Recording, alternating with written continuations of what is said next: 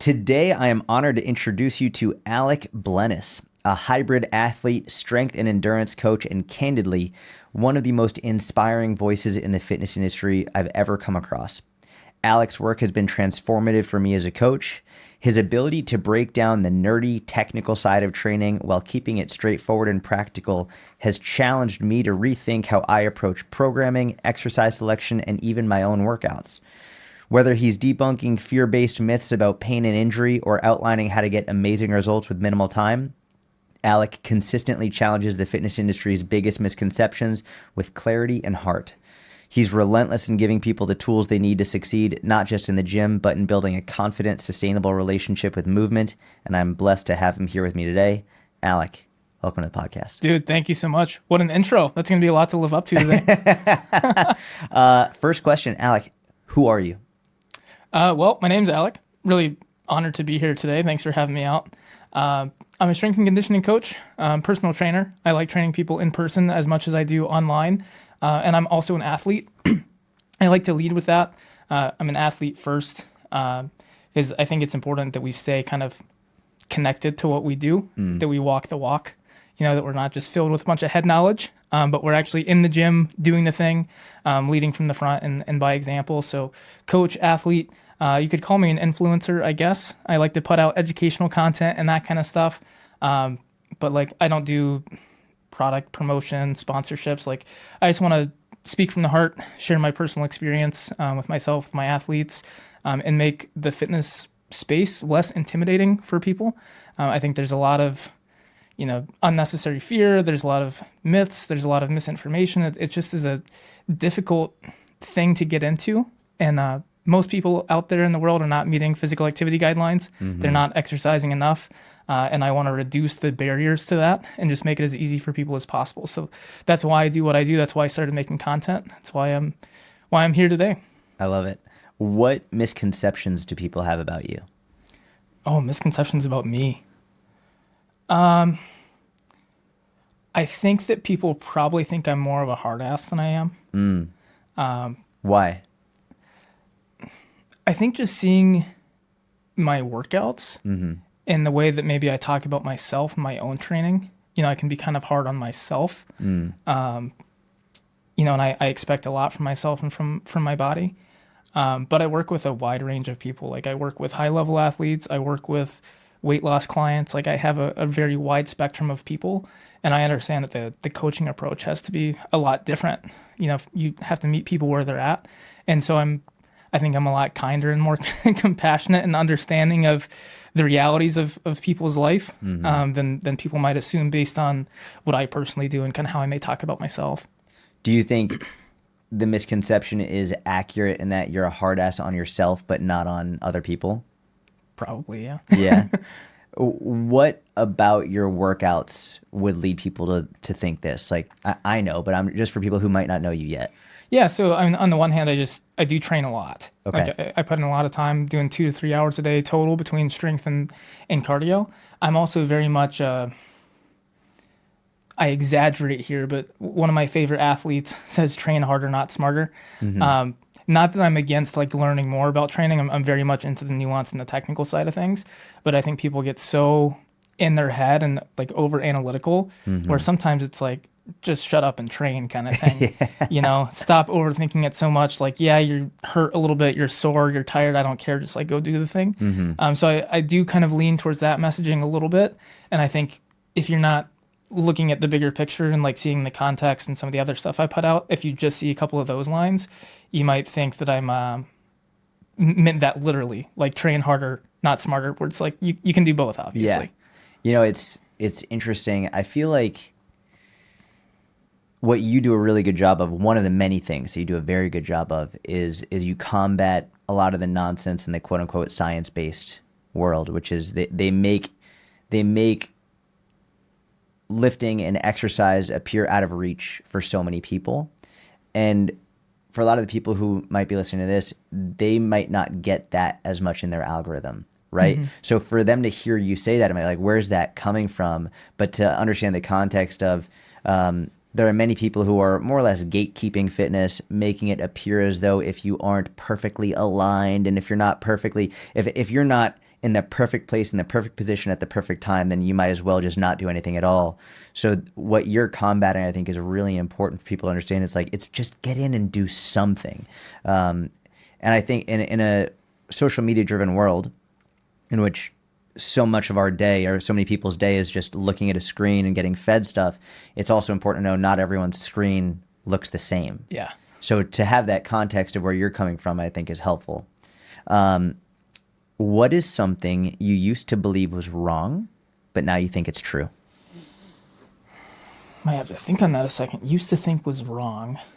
I think broadly speaking, and part of the reason that I kind of come at fitness from the angle that I do is I used to think a lot of things just mattered more than they do, especially for most people. I was such a over analytical, like try to optimize everything that I was digging into, what are the elite athletes doing to get an extra edge in 1% and that sort of thing. And I made it seem like those things were actually important at all for the everyday person. Whereas often, all the things that the pros are doing, if they're training 20 hours a week compared to, Joe from accounting his 3 hours a week, that means the pro is doing 17 hours of stuff that Joe shouldn't do. Like we have such limited time and resources in training that when we look at what people who dedicate their lives to fitness are doing, most of it is stuff that we're not going to do. So I think when we look at, rules, guidelines, workouts, anything, we have to be able to filter through and figure out what are the things that actually matter for me. And it's going to be a very small percentage of what you see. Some of the biggest things for me that I've found for most people just don't matter all that much is things like getting super, super nitty gritty about technique. Whereas it's not that technique doesn't matter, but there's such a wide range of what's acceptable. If you load it intelligently, progressively, don't do too much too soon, like big picture load management principles, like not doing way too much volume, not maxing out the same exercise 6 times a week, like that kind of stuff is really important. And I think most people, lay people in the gym, they could walk around and watch people work out and they would see people exercising in certain ways and being like, that looks dangerous, that looks dangerous. And I think it's a shame that the average person has some concept of what techniques are good and bad and have absolutely no idea how to program sets, reps, intensity, etc. They have no idea how to look at a program and be like, that's too much hinging in a week. So I think it's a shame that we've placed our emphasis there. And I definitely got caught up in thinking about that too much early on. That's a really interesting point, that we're very quick to just look at a movement and say, oh, that's a bad movement, and have no clue where it fits in the context of the program as a whole. I definitely fell into that as well. And I think I was having this conversation with someone recently, I forget who, but maybe I was talking about how I think technique is overrated on my story and someone got mad at me. People get mad about it. People get really upset. Yeah. They get really, really upset about that. People get mad about that, and also when I talk about organic foods. But I was explaining in a similar vein to you that it's less about the movement and more about how much load you're placing on the movement. And if you haven't trained in that position and you're loading it too heavy, well, that's a big issue. But like if we look at the way someone sits down on the toilet to take a shit, because it's such low load, most people aren't getting hurt doing that. But if they loaded that up super heavy and put a lot of volume behind it, now that's when they might get hurt. But it's not the movement, it's how they're loading it. Yeah. The way I talk about it is load management is the big picture, like umbrella principle. Okay. And technique is just one aspect of load management. The positions you put yourself into, the amount of weight on the bar, the volume that you're doing, the frequency that you're doing, all of those are different kind of subcategories of load management. But it's a shame to over focus on one aspect of load management and ignore what's under the rest of the umbrella. That's a really good way to put it. And I think that one concept is really important as an overall. It almost puts a lens or a magnifying glass to help people better understand what they're looking at. And it's not just about what they're doing in terms of technique. There are many more things to consider. I have a whole section here that is titled "You Said." So I went through a bunch of your content and picked out some things that you said that I'd like to discuss with you. Yeah. the first one is very simple. It's just the first two are more about getting to know you a little bit better. In your bio, it says you are a, quote, ultra endurance hybrid athlete. For those who don't know, what the fuck does that mean? It means I can't jump. That was a very like nerdy joke that I like. So for me, like hybrid athlete is obviously a very vague term. It can mean a lot of things, and some people get mad just at the term in general. I know. They're like, "Isn't that just training or fitness?" I'm like, "Whatever, piss off."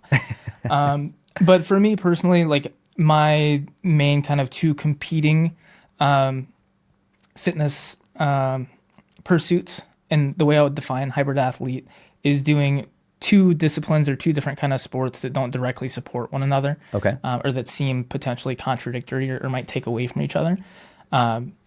So for me, that's ultra endurance. So like ultra marathons, very long endurance events, and then more like strength and hypertrophy. So like I do a lot of physique kind of bodybuilding style training.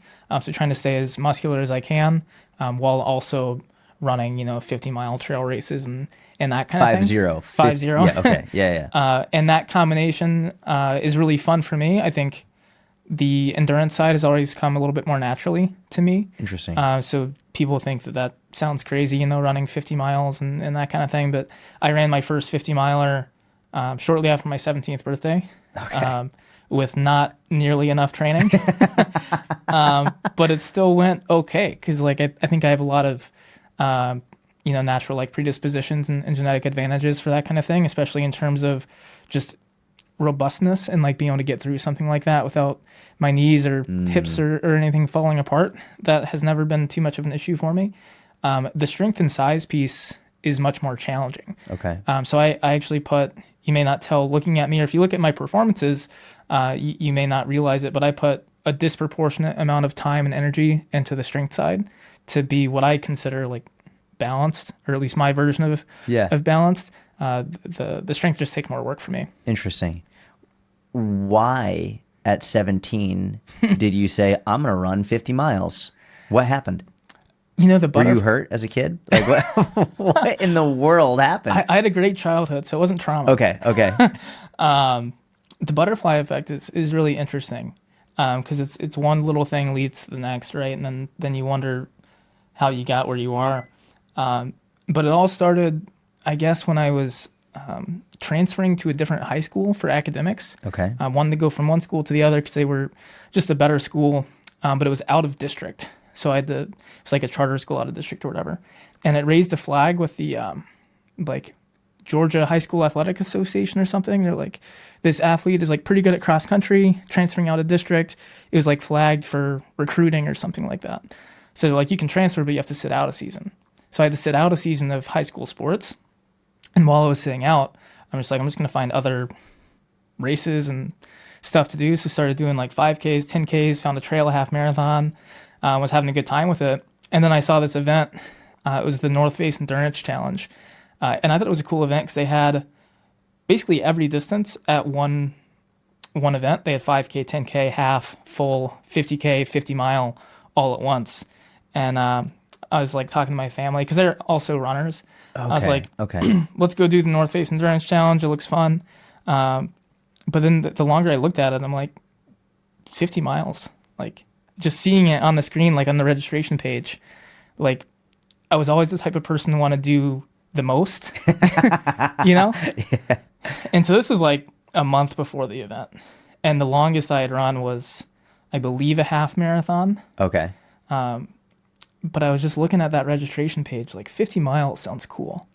I'm like, let's just do it. And luckily my parents were very supportive. They're not like, why are you, you can't run 50 miles. Like ultras are bad for kids or whatever. They're just like, whatever you want to do. We don't That's care. awesome. That makes such a huge difference. So to make sure I could do it, I went out to the local park. I'm like, I want to make sure I can at least do half of it. So I went out to the park, ran 25. I was like, well, that sucks. Did you just run in circles around the park? Yeah. How'd you track your distance? It was like a 3-mile loop. Oh, got it. Okay. Like that kind of park. How long did that take? I don't even know. Okay. Yeah. Yeah. I just I wanted to do half. I'm like, all right, I think I'll at least survive. Basically just ran a marathon one day on your own. Yeah, and this was like 2 or 3 weeks out. I was like, all right, I think I'll manage. Showed up to the thing like super unprepared. Like I didn't realize how technical it was going to be, like rocky and rooty. Like the terrain was a lot tougher than anything I had run. I was in I was in a barefoot running phase at the time too. No way. So I was in like super barefoot shoes. Oh my gosh. Got out there on like roots and rocks, not way too fast, bonked, like everything that could go wrong went wrong. My feet are killing me. Like it just turns into a death march. And I'm like 17, you know? But I remember I was walking at like mile maybe 30 or something like that. Like just get me out of this godforsaken place. And some like older, like masters, like very experienced veteran, like 50+ year old ultra runners, like came up on me and they just kind of like took me under their wing, like, let's go, like one foot in front of the other. So I just kind of rode out the rest of the event with them. But man, what a life-changing experience. And you did it. I finished it. Not too terribly, you know, all things considered. Like I was still in like the front half of the pack. But man, that was hard. Yeah, I can't even imagine. That was really hard. But I wanted to, I was unprepared and I felt kind of bad and ashamed about that. I was like, I should have been more ready. And I want to do it again and like get better. And I've just been kind of on that journey ever since.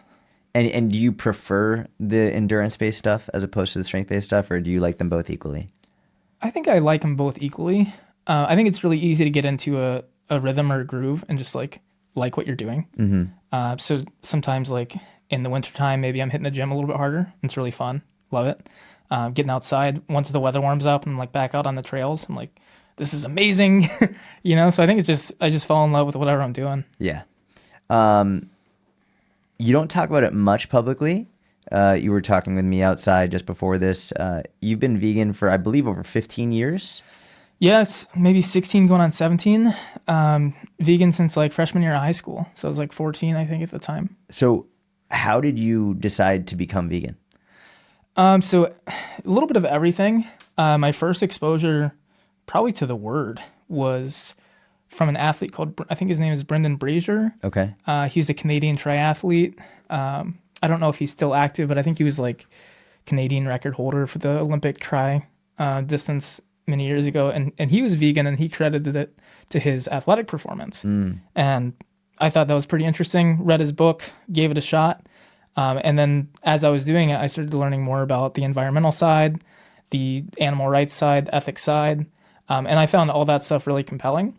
As I got more into health, more into fitness and learned more, my views on a vegan diet from a health standpoint changed. Interesting. I initially, you know, with some of the first things I had read, I'm like, oh, this is the way, like this is the healthiest way to eat. And I no longer think that. I think there's a lot of good things about it, but there's certainly some gaps and stuff that can arise too. And there's a lot of ways to eat and be really healthy. Now it's more the kind of personal, ethical, emotional, like all of those sorts of things combined kind of keep me on the vegan track. I was selfishly really excited to share that because Mitch is also a vegan for a long time. And I told Mitch, I was like, he's going to love you. That's awesome. Can you talk about let's say someone listening is vegan or vegetarian, and I know they're different, but what some of the difficult gaps might be in terms of the health side of the equation, or maybe even the performance side of the equation, some of the struggles that you see people with who follow this diet or this lifestyle, how they could maybe optimize it for them and to improve their health and performance? Yeah, for sure. So I don't think any diet is completely free of potential gaps. Like when we look at what percentage of Americans are deficient in various vitamins and minerals, like vegans, omnivores, carnivores, like whatever you're going to do, like there's always a risk of having some nutritional gaps in your diet. So anytime you restrict a food group, if you're gluten-free, if you're vegan, whatever, you just make it that little bit harder for yourself. So not going to sit here and pretend that it's not a little bit more challenging. There's definitely some additional challenges that come along with it. I think for the average person, I don't think the protein issue is that tough. I think when you're really active and really trying to optimize body composition and support like a really difficult training program, it definitely gets more difficult. If you're like, for example, a bodybuilder trying to cut and your protein needs are super high and your calories are super low, like trying to be vegan in some of those circumstances can get really, really challenging. But I think for most people, the protein issue is a little bit overblown if your diet is reasonably healthy overall. If you're getting a lot of calories from added sugars and oils and those sorts of things that are displacing potentially protein-rich foods, or even just moderately good sources of protein like beans and stuff. If you're not eating a lot of that stuff, I think you're going to be okay. I think it just limits your options a little bit. Whereas, for example, if you're going to have steak for dinner, you're getting a big chunk of like pure protein. You could have a soda that day too, have some like pure carbs, but your macros are still going to be a little bit more balanced. Whereas for me, if I'm having, chickpeas, for example, I already have a lot of carbs and stuff from my protein source. It's a little bit tougher to have that soda in the day too.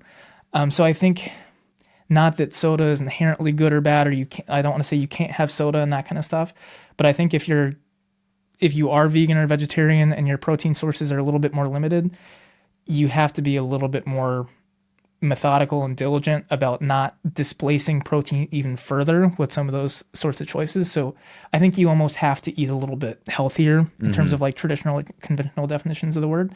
You have to eat a little bit healthier to make it work. That makes total sense. That makes 100% sense. What does your general diet look like? Like on a day-to-day, do you eat more of the same things? Is it boring? Do you have are you changing things frequently? What's it look like? I'm partly going to answer this question for my wife, because she's always like, you give people the impression that you eat healthier than you do. She's like, tell them the truth. And I'm like, I'm not lying. Like, I'm not intentionally withholding information. But like, she eats a lot healthier than I do. Okay. I eat quite a bit of junk food. I eat a lot of convenience food. If I'm on the go, I'll be like, I'll just have 6 protein bars for lunch. I don't care. Like, some people are very food motivated, like in terms of like they want to enjoy enjoy food and like have a good meal and stuff like that. But like, I'm traveling, I'm busy, like I'll have protein shakes for this 24-hour trip, and like I just don't care. Yeah. So for me, a lot of convenience food and stuff like that will comprise my diet when things are kind of hectic. I try to eat some fruits and vegetables every day. Okay. It's not always maybe as much as I should. It's not perfect, but every day, if the day is winding down and like I haven't eaten a vegetable today, I'm like, all right, where's it coming from? Like I try to have something like that on a daily basis. So basically my rules are, I want to hit my protein targets and I want to have some fruits and vegetables. If I'm doing those 2 things, I feel pretty good. And like, if there's some junk food in there, if I had Sour Patch Kids for dinner, but I hit my protein. If I had that for dinner, but I hit my protein target and I had some fruits and vegetables somewhere, I don't really care. Yeah. Yeah. What I get asked this all the time, and I never really have a great answer. So I'm excited to ask you, what are your favorite vegan protein bars, protein shakes? Because they make up a big part of your protein sources. So what are some of your favorites? So in my experience, most vegan protein bars, like I feel like that's kind of a gap. I feel like someone needs to make better vegan protein bars. Okay. Because there's so many good like 20 to 30 gram protein bars that are whey. And then a lot of the plant-based ones are like 14 grams of protein and still like 280 calories. And like, this is barely a protein bar. Like, it's almost this false marketing. Yeah. So there's not a ton of good ones. And then some of the like Cliff Builders bars, for example, are 20 grams. They're soy isolate. I'm not anti-soy, but I do find soy isolate protein.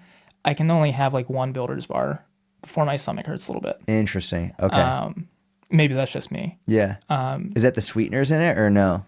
No, I think it's just the soy isolate itself. Okay. Yeah. It just irritates my stomach past a certain amount. So protein bars are fine for me because my calorie needs are so high. Yeah. But I find a lot of plant-based bars are just like, they're barely protein bars anyway. Yeah. Someone who has 1,500 calories in the day is just not worth it. So I generally advise people towards just powders. Like you can get pure protein in the powder, like pea protein, rice protein, whatever. Like all the commercial protein powders out there are about the same. Just like pick one. Yep. And it's going to be fine. And then as far as like actual foods and stuff like that, like I'm a big fan of just air frying a block of tofu. Okay. Like for dinner, I'll just, especially if it's like the super firm stuff, it's like 70 grams in a block. I'll just air fry that, put some like Korean barbecue sauce on it, and that's dinner. Oh, amazing. Yeah. Perfect. That's easy enough. Have you found that it's impacted your training at all? in terms of being a vegan in any way, whether it's performance, whether it's how it makes you feel, energy? Not No. really. Cool. I mean, it's hard to say for sure because I've been vegan so long. Yeah. Like if I completely overhauled my diet tomorrow, maybe. I think the biggest thing is like cost and convenience. Like I'm sure I spend more money on food than I might have to if I was less restrictive. I'm sure I would spend less time on food, less mental energy on food if I just had more options like within reach. But that doesn't bother me too much, to be honest. Awesome. Now we're going to move on to more of the you said.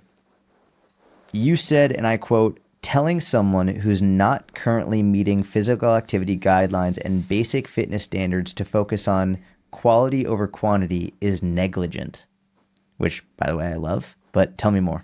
Yeah, I 100% stand by that. That's one of those things that people get angry about. Yeah. There's a lot of people who are like very much like move well and then move more, which I think is some of the worst advice you can give people. Like you gain skills and mastery and get better at things by doing them. You wouldn't expect someone doing anything else. If you're teaching someone an instrument, you wouldn't be like, make sure you play it perfectly before you play more. Like it doesn't make any sense. That's a great in analogy. any context. Yet for some reason, when it comes to exercise, or like do it perfectly before you add weight, before you add volume, etc. Like you have to get some messy reps in to get better at things. Like that's how skill acquisition works. So I think when you put that kind of barrier in place of like you have to move well or move perfectly or whatever that means before you start progressing, you're setting people up to like not actually go anywhere because they're not able to get the reps in. They're not able to get the stimulus that they need. So I think we need to encourage people more to like just get the work in. It's not going to look great right away, and that's okay. So many beginners I've seen that are like worried about their squat form when they're squatting the bar. I'm like, just so you know, when I squat the empty bar, I look terrible. Like my ability to manage my center of mass and like my limited ankle dorsiflexion, like when I try to squat the empty bar, I look like I've never squatted before. You know, like I don't care, just keep going. Like maybe get a heel lift or whatever, get on a machine if you feel better, but like just keep squatting. You're so new. I wouldn't expect it to look good anyway. So I hate seeing those sort of barriers to entry pop up for people. Obviously it's nuanced. If I think someone's legitimately going to hurt themselves, you know, if they're at risk of falling off of their Bosu ball and hitting their head on something, I'm gonna be like, hey, let's maybe not do that. But for the most part, people are much, much safer in the gym than they think. Where you run into issues is when you don't have confidence. Like if you think you're going to get hurt, you might. But like, why are we putting that on people? It drives me nuts. There's a lot to unpack there. I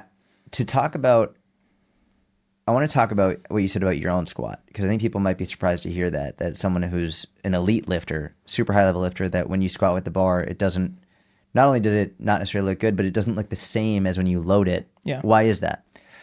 So it's all about your ability to manage your center of mass. And so when you have a ton of weight in the bar, say I'm squatting 400 pounds, we want that nice, what we call vertical bar path, which the more advanced lifters watching will be familiar with that. Weight centered over the middle of your foot. That weight is basically just going straight up and straight down. When that's happening, that weight is so heavy that my body mass, like my butt going backwards in space when I start squatting down, that's such a small percentage of the overall load that my body moving around it's not causing a lot of like forward and backward shift of the overall mass of the system.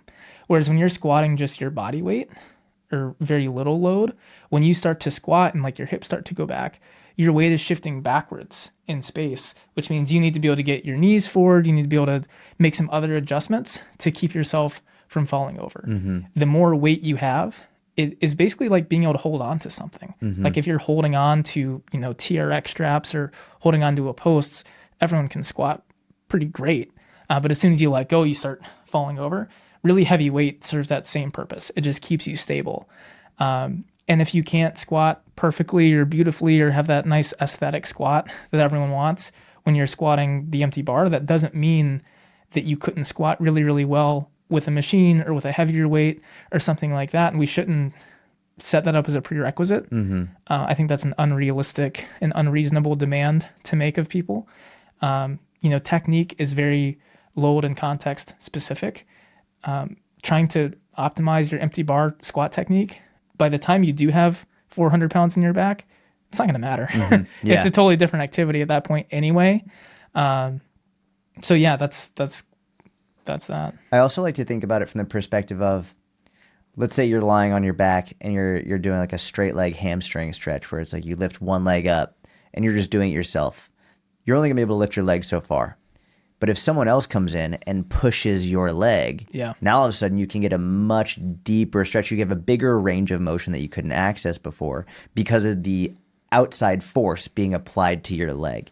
And so I think when people apply that to something like a squat, if you're just doing it with your own body weight, you don't have as much weight. So you might not be your ankle range of motion, for example, you might not be able to access the amount of range of motion that your ankles actually have. You put on 95 pounds, 135 pounds. Now all of a sudden you have more weight applying, pressing down on you, and now you can access that ankle range of motion so you can get deeper in your squat.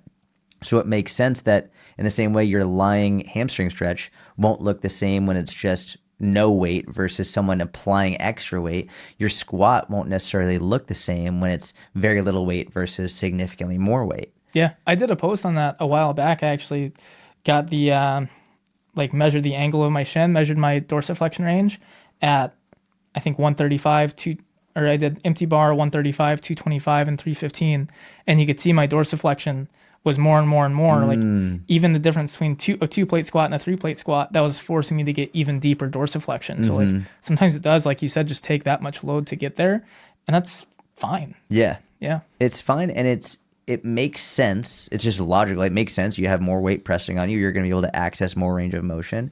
I think to your point, to the negligent point, which is a powerful word. Yeah. Like I am big on words. Like it's a powerful word. It's a strong word. And I think it's 100% accurate in this context where many people are led to believe that things have to look perfect before they start loading it, before they start taking it more intensely, when in reality, if you prevent them from loading it, you're actually going to prevent them from building muscle, from building bone, from making positive adaptations, because you're trying to get them to achieve this arbitrary idea of perfection that literally might not be possible without external load. Well, exactly. We don't have a limited ankle dorsiflexion epidemic. We don't have a hip internal rotation epidemic. We have an obesity epidemic and a lack of muscle mass epidemic. Like those are the things that we need to be prioritizing for people. And it's one thing if you're speaking to like a high level,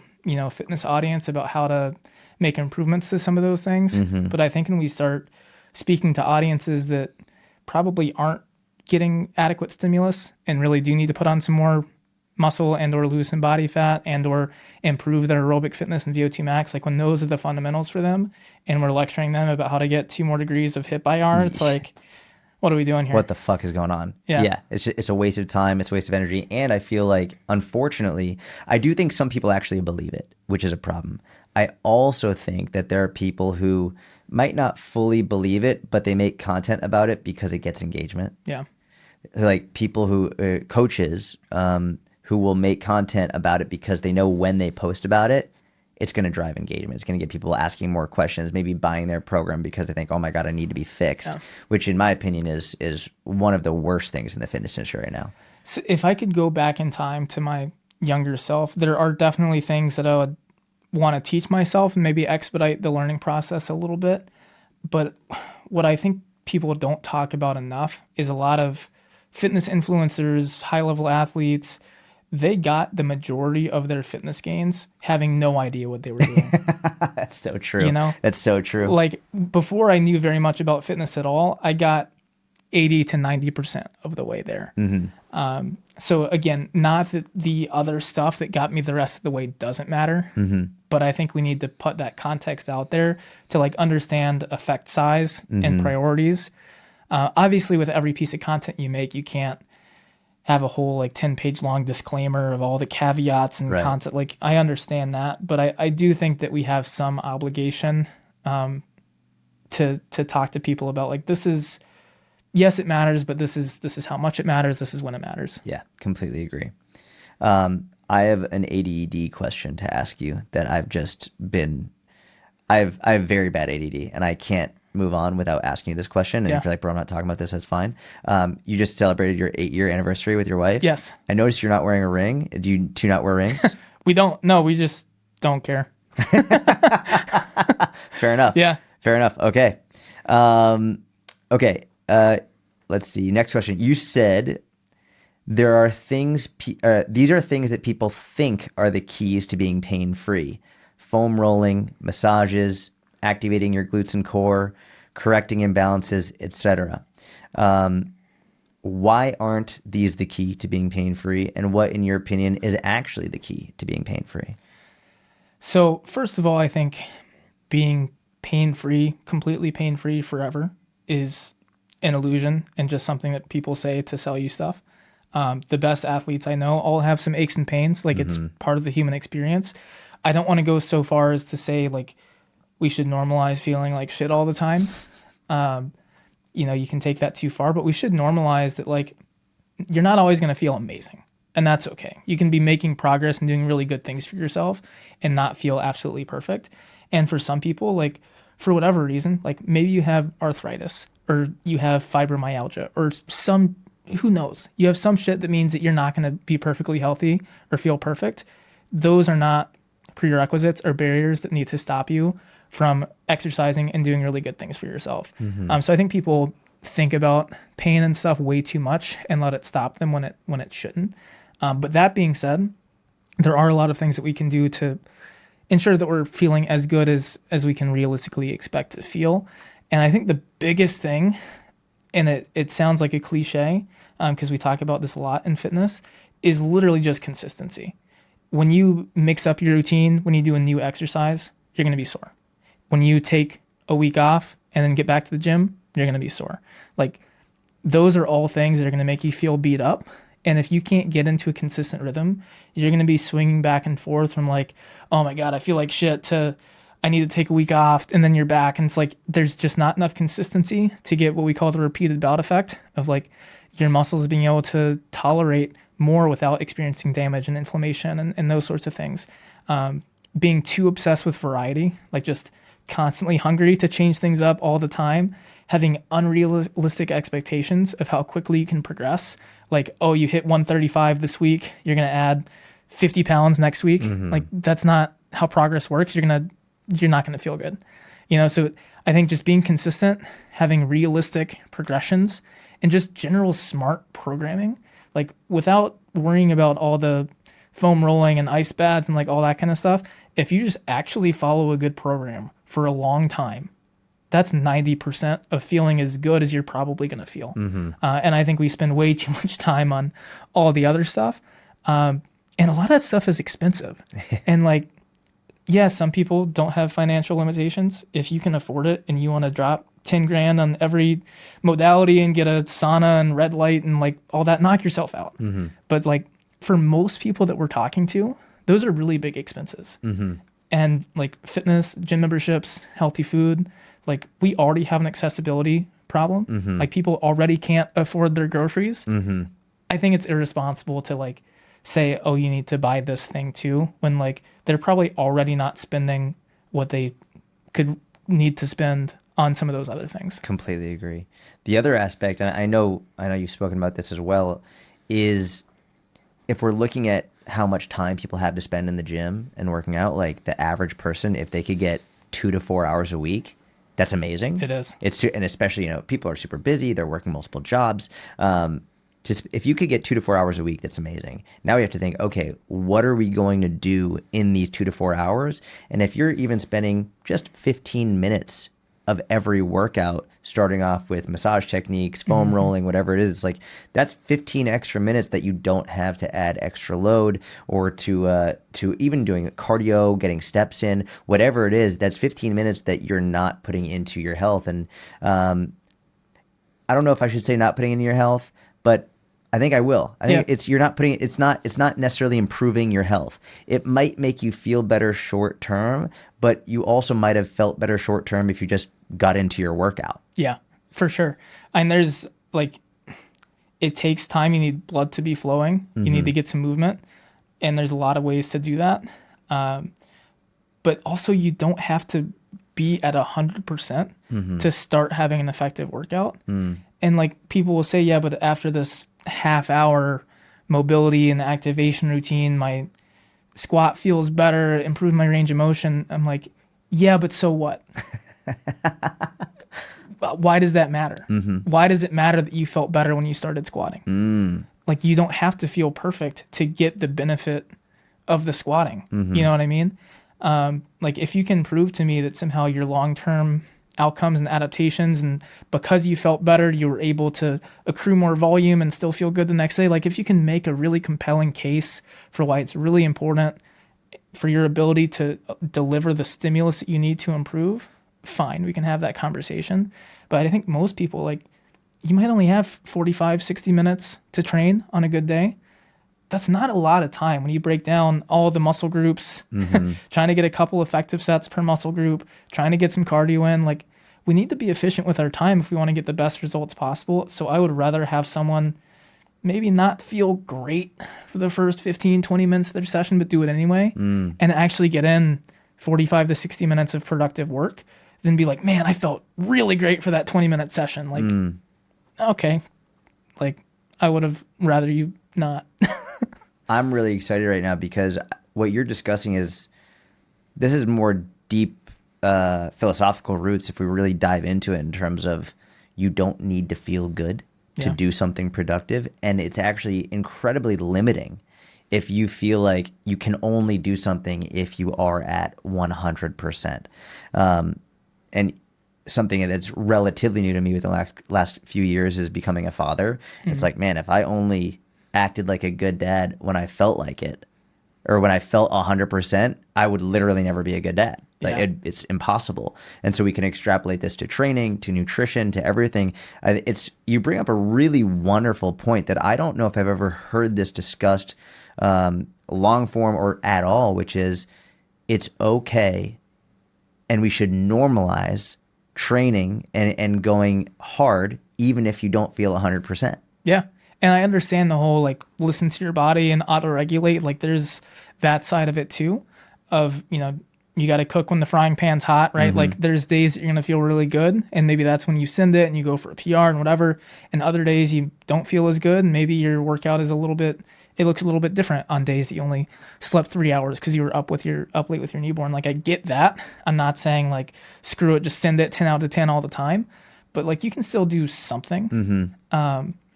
You know, this is a little bit of a sidebar, but I think it's important. And this is no shade to the creator who put up this post, but I saw someone share a study about sleep deprivation and muscle gain. And I think it's a good kind of representation of what we see in the industry overall. They shared this study and they're like, a night of sleep deprivation reduces muscle protein synthesis by 18% or whatever. And I'm like, okay, that's true. Like, if we take that at face value, but it's always interesting how these things are always framed from the negative point of view. And it's like, if you miss an entire night of sleep, which is a lot, like you're not sleeping at all, you know, muscle protein synthesis is down 18%. What if we phrased it of, yes, sleep is important, but even if you miss a whole night of sleep, you're still getting 82%. Yeah. Like, that's a whole different way to look at it. I love that. And I wish that we would just take that sort of mindset to more of these things. Like, think about it from the optimistic perspective. Like, so what, you didn't sleep? Do you want 80% of the benefit of a good workout? Then go get it done. Yeah. You know, I think it makes it really easy for people to not do things. They're like, oh, I didn't sleep and exercise isn't as effective anyway. Like, I'll get it tomorrow after I feel better. Like, I don't care. Just get it done. You know, like, there's so few times when you just should not do it at all. You know? I love that. I think it's genius. I think a lot of people will resonate with that. I personally do. I feel like if someone's already tired, already fatigued, and they have every excuse in the book to not exercise, you're just giving them another one. Yeah. Whereas, like, every single person would agree that barring any major issues, getting in and doing something will leave you better than you were before. And it's always the people, I get it. If you train 15 hours a week and like you didn't sleep well one night and you feel terrible, take a day off. Yeah, that's fine. That's fine. That's not most people. No, no. Most people are severely undermoving, under-exercising, under-training, generally eating like shit, and also they're not sleeping well.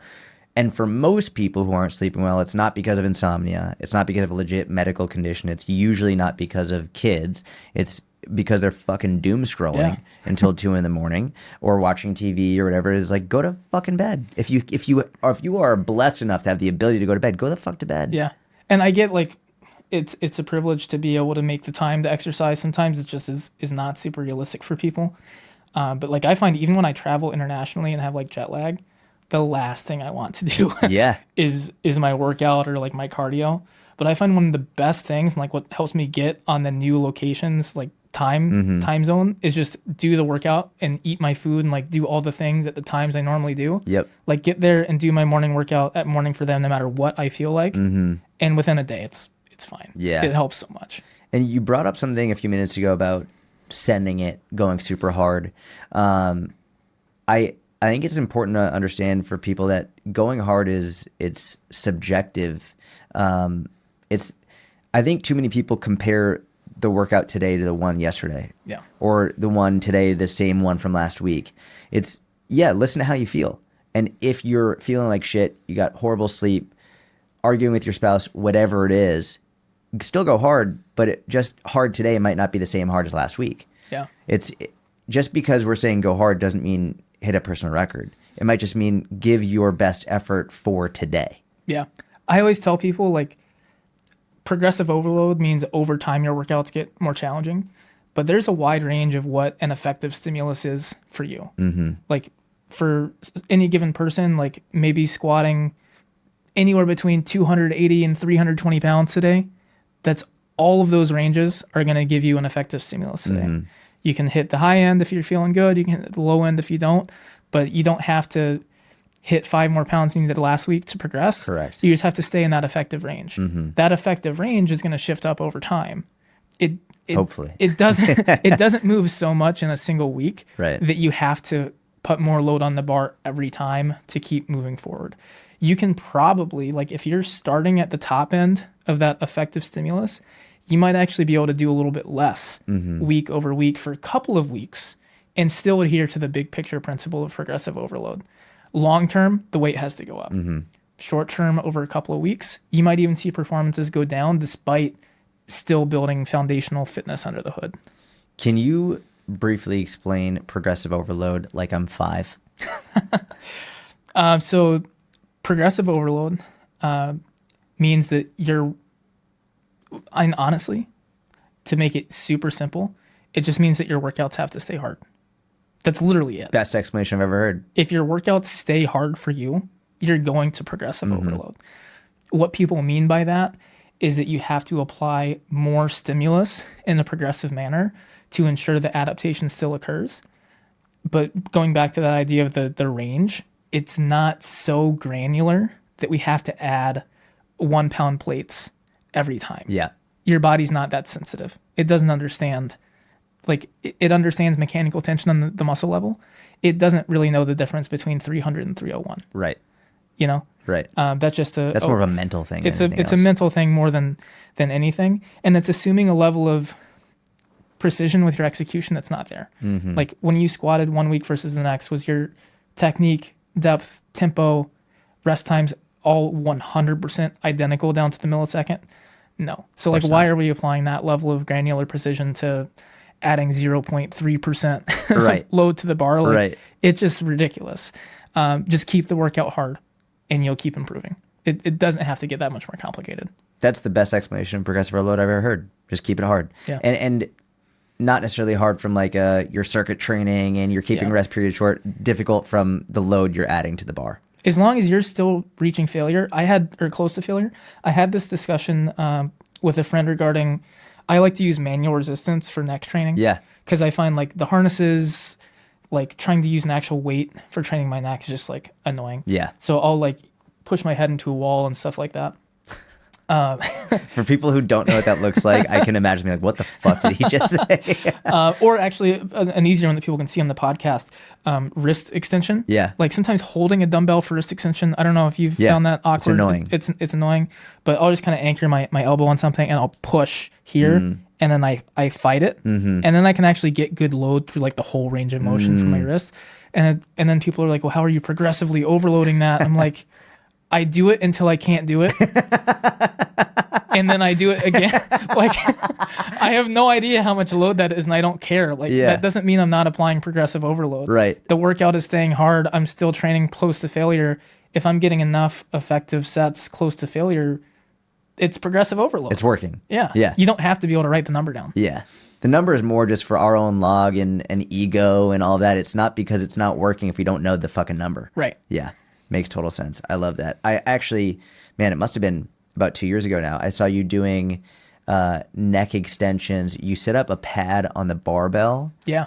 And you were doing neck extensions on the barbell, and I've been doing that, and I love that. Yeah. The soreness I had the first week from that was wild because the range of motion was huge. Yeah, you can get all the way back, like really good extension at the end. Yeah, that was wild. And I've continuously used that. That's a great one. But no progressive overload, Jordan. And I mean, you just lower the bar, and now all of a sudden you have a bigger range of motion, or you move your feet further out. Yeah. And it's I'm a big fan of that one. Okay. So we already spoke about sleep, so we don't have to talk about that. Actually, I sort of do want to talk about it. I can rant on sleep all day. So I'll say the quote, and then we'll go into it. And there's another topic sort of within it that I want to discuss. You said not getting enough sleep can be a valid excuse for not training a ton or training super hard, but it is not an excuse for not sticking to a basic minimal exercise program. Besides, exercise will likely improve the quality of your sleep, which is arguably even more important. Talk about that. Yeah. I can talk about sleep all day because it is important. Like I have to preface that. I don't want people twisting my words and like Alec doesn't sleep or something like that. But I think we've overhyped it to the degree I completely that agree. we allow it to become an excuse for anything. But luckily we actually have good data on this stuff. We can look at mortality data by how much people sleep. We can look at mortality data based on how much people exercise. And we can actually objectively answer the question, if you go from sleeping 7 hours to 6 hours, what does that do for your health and for your mortality risk? Like, we have the data to be able to answer that question. We can ask, like, what happens if you go from sleeping 5 hours to 4 hours? We know the risk of sleeping that much less. We also know the benefit of 30 minutes of exercise and 60 minutes of exercise and 90 minutes of exercise. There is nowhere on the sleep graph where trading 30 minutes of sleep for 30 minutes of exercise is not a good idea for someone who's not exercising. The benefit, the slope of adding this, the benefit slope of adding 30 minutes from zero when it comes to exercise is enormous. The benefit you get from the first 1 to 2 hours of exercise you do per week is insane. There is no amount of sleep. There's no sleep you're getting that is worth not getting that first 1 to 2 hours of exercise. If you're sleeping 4 hours a night and you take it down to 3.5 to get some exercise somewhere instead of just zero, it's worth it. If you're already exercising 10 hours a week, it's different. You've maxed out most of the benefit. You're probably better off prioritizing sleep. But if you're not exercising at all, I don't care how much sleep you're getting, get a little bit less so you can exercise. It's going to be worth it if you're someone that's not exercising at all right now. I fucking love everything you just said. We're going to clip that. That was, dude, that was amazing. I don't hear anyone else talking about it. And it's exactly right. It's what people need to hear. The distinction is if you're already exercising 6, 7, 8 hours a week, like fine, get the sleep. It's important. Yeah. But if you're not exercising at all and you're blaming your sleep, get less sleep and do a little bit of movement. Yeah. And like you said at the beginning, your sleep is probably going to get better. Yes. Like, you have to work hard enough to be tired. Yep. And that's both a mental and physical thing. You might be exhausted mentally, but if you're not sufficiently tired physically, that sleep quality is not going to be the same. Yeah. Like, do some exercise, be tired. And when you go to sleep, you're going to fall asleep faster. You're going to sleep deeper. And that 3.5 is probably going to be better than the 4 you were getting before. And now you're getting 30 minutes of exercise too. Yeah. Like, it's so obvious when you think about it. It just sucks. Yeah. It sucks to do. It's hard. I get it. I don't want to be in that position. But if you are, it's what you should do. Yeah. Unfortunately. It is really cool how pretty quickly you adapt though. So with both my daughters, the way the feeding schedules worked and all of that, I'm more of a night owl anyway. I hate being up really early. When I was younger, I was fine being up early, but as I've gotten older, I hate being up really early. I prefer to stay up late. And so I would take the late night feedings to the point where I would do like the 2 or 3 a.m. feeding with my daughters. And so I shifted my workouts to like midnight. Yeah. And number one, it helped me stay awake. But I noticed that if I didn't get a workout in, I would feel worse the next day versus if I did get that workout in around midnight and then I fed them and I went to bed around 3:34 and then I woke up at 8, like still not much sleep. But at that point, I would feel way better. And the quality of my sleep, even tracked by my watch, was significantly better, more time in REM, more deep sleep if I exhausted myself during that workout. It's so counterintuitive sometimes. If I don't get much sleep and I don't do my morning workout, I'll be really like by midday, I'm like, I'm so tired. I didn't sleep last night, blah, blah, blah.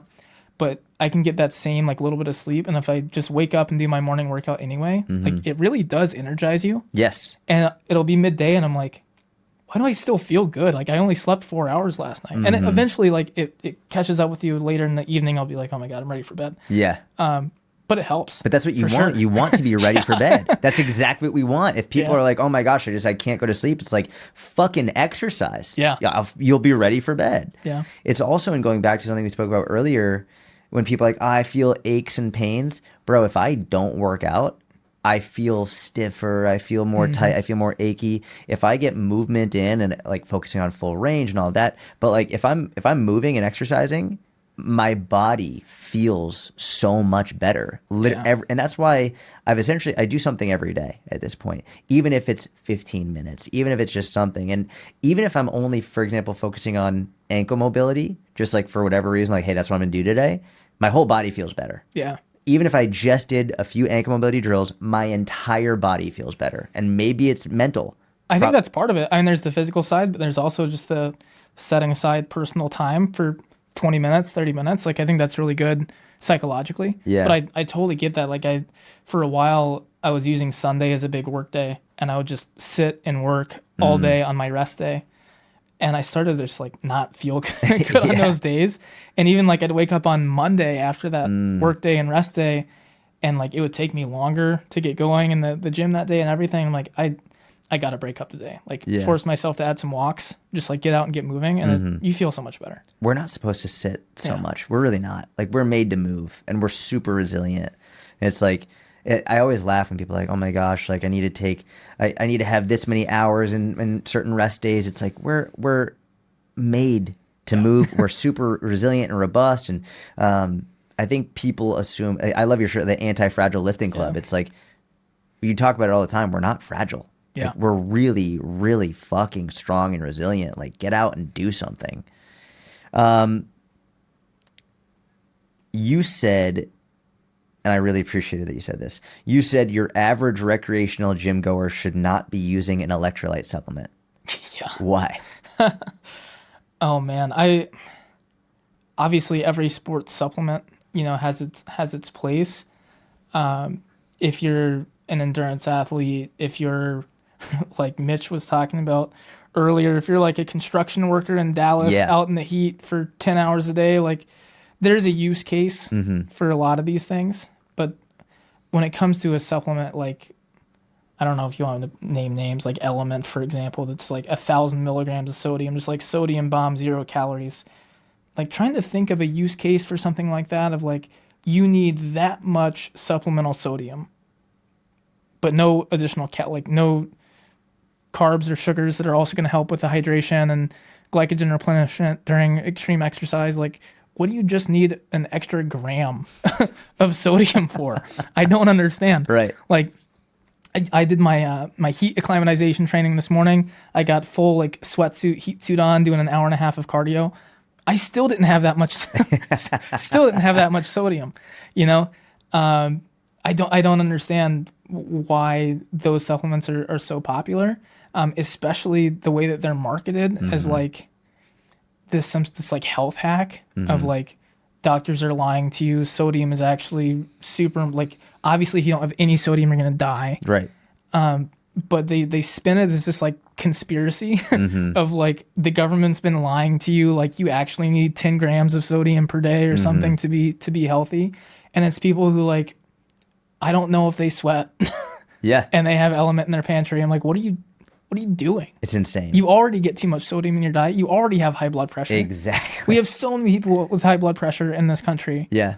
Who are now like buying these products that they see being promoted by fitness influencers as like a health supplement. It's like, it's not a health supplement. It's a very specific niche supplement that's not for you. It shouldn't be for you. The fact that it's being marketed to you is disgraceful. Agreed. You know, so that drives me nuts. And people are using it. I just like the taste. I'm like, I get it. But like, then you have people who are having 2 or 3 or 4 packets a day. And I've seen people going to the hospital. People can die from it. Like, if you don't have enough, you can die. If you have too much, you can die. And I don't think people realize that. One of the major concerns, or here, you said you don't know why it's being marketed as a health supplement. I'm going to give you my thoughts. I want your thoughts. I think we're in the age of content creation and individual content creators. And I don't think the consumers of content understand how content creation works in the mind of a content creator very much.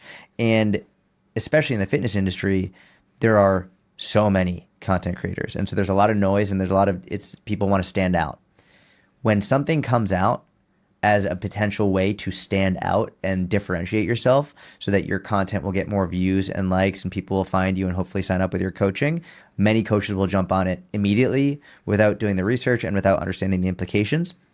And I've seen many coaches who, by the way, many of them I respect otherwise, jumping on this bandwagon because when they make content around increasing your sodium intake and taking these supplements, it's not even because they're sponsored, it's because these posts get more likes and views. And they understand that we have a blood pressure problem. We have an overly processed food diet problem, that people don't need to be taking these, but they know that when they say, hey, if you put salt in your water, if you take these supplements, it's going to improve your workout. They know if they say that, the post is going to do well. And that's why I think people are being they believe it's a health supplement now, because there are people saying, if you add this to your drink, then it's going to improve the quality of your workout. It's like, yeah, but you already get way more sodium than you need. Like, you don't need any more. So I think that's why people are believing it's a health supplement. It's weird because like electrolytes are not new from an athletic standpoint. Like, people have been consuming, salt tabs and stuff for years. And like I use Scratch and Never Second, for example, are two of the brands I use for sports supplement, and they have a lot of sodium in them and carbs and sugars and those sorts of things. But I don't see anyone, like, for example, the Scratch I use is like 400 milligrams of sodium and 100 grams of carbs. I don't see people just with that in their pantry, like casually putting that down, because it's clearly for a specific use. Yeah. The way it's talked about, the way it's marketed, the athletes that they sponsor, the content creation that goes along with that. Like, it's more science and data driven and educational in nature. Whereas with some of these other companies, I think the marketing is intentionally deceptive. The profit margin on the supplements is insane. Wild. So their budget for marketing and sponsoring influencers is nuts. So I think they're just greedy and they want to push it to everyone instead of staying in their niche. And I think it's their fault, and I think shame on them. Well said. All right. You said, I'm going to read, this is a long quote. All right, do it. I love this quote, by the way. This is, you said, show me someone who can do 20 bird dogs with, you knew exactly which quote I was. Show me someone who can do 20 bird dogs with absolutely pristine technique, and I know nothing about them other than they can follow directions.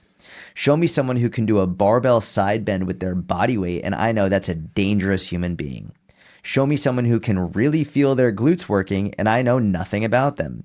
Show me someone with a double bodyweight reverse lunge, and I know their glutes are 10 out of 10, and they can out-sprint 99% of the population. I have never seen someone perform a single leg deadlift on a Bosu ball so well that I knew anything about their actual athletic ability. I have never seen someone who talks about fixing anterior pelvic tilt do anything physically impressive whatsoever. That last line was a real jab. Talk about this. What are the implications of this? So the bottom line is, if you want to be a freak, if you want to be able to do freaky stuff, you want to be a crazy athlete, you get there by doing the crazy stuff. Mm-hmm. You want to be super fucking strong, lift really fucking heavy weights. Like, to me, that, like, it's just the principle of specificity. It's pretty obvious. You want to do crazy stuff, you got to do crazy stuff. Mm-hmm. But I think that, one, we've made people afraid of that. Mm-hmm. You actually show people the crazy stuff you have to do to become a freak. They're like, oh, that looks hard. I'm like, yeah, no shit. It's hard. It's way more appealing to people psychologically, this thought that, like, you can do a low level, minimally engaging, just do it from home on the floor while you're watching TV, and it's going to turn you into a human weapon or something. Like, no, the fuck it's not. That's not how it works. I just think it's crazy how easily people buy into that stuff. Mm-hmm. And I don't know how much of it is, like, willful misdirection versus people having good intentions. But like I know high level athletes can be, what's the word I'm looking for? Like Michael Jordan with his lucky underwear or whatever. Yeah. Like, superstitious. Yeah. I get that high level athletes can be that way.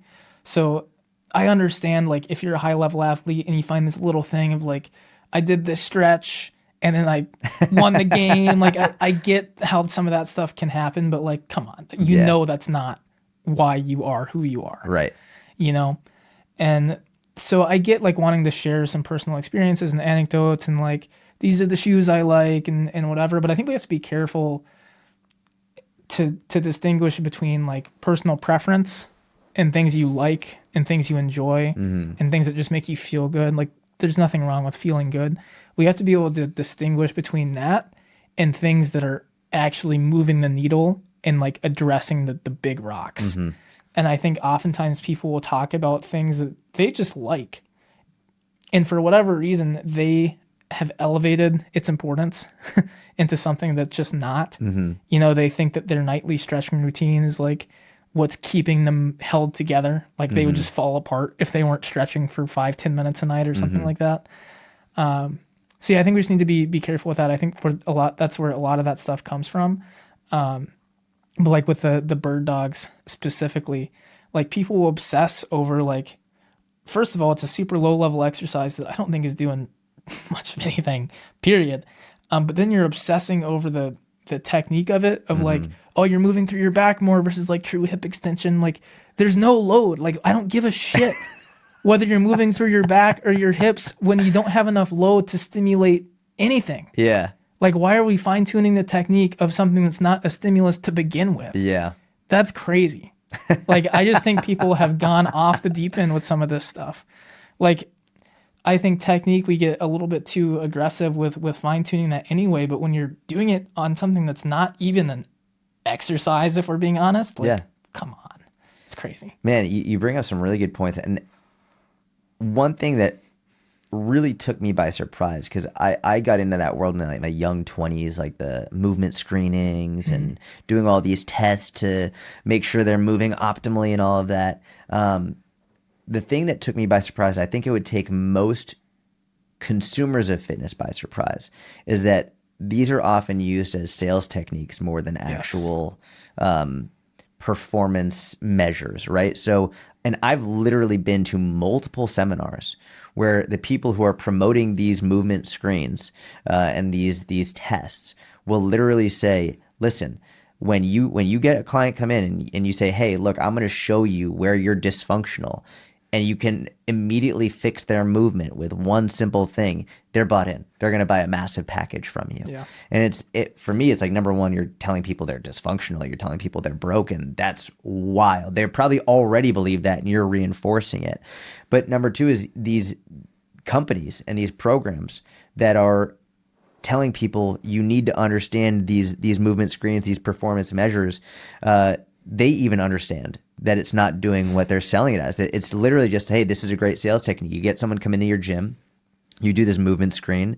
It's like you basically see the same thing on almost everybody. You tell them that they're broken and they sign up. It's hit their pain points. Yeah, correct. Which I hate that. And when people in sales are like, yeah, you want to twist the knife, you want to hit their pain points. I'm like, I want to develop a great relationship with them and encourage them. I don't want to find a pain point. Like that's the worst way to begin a relationship. Right.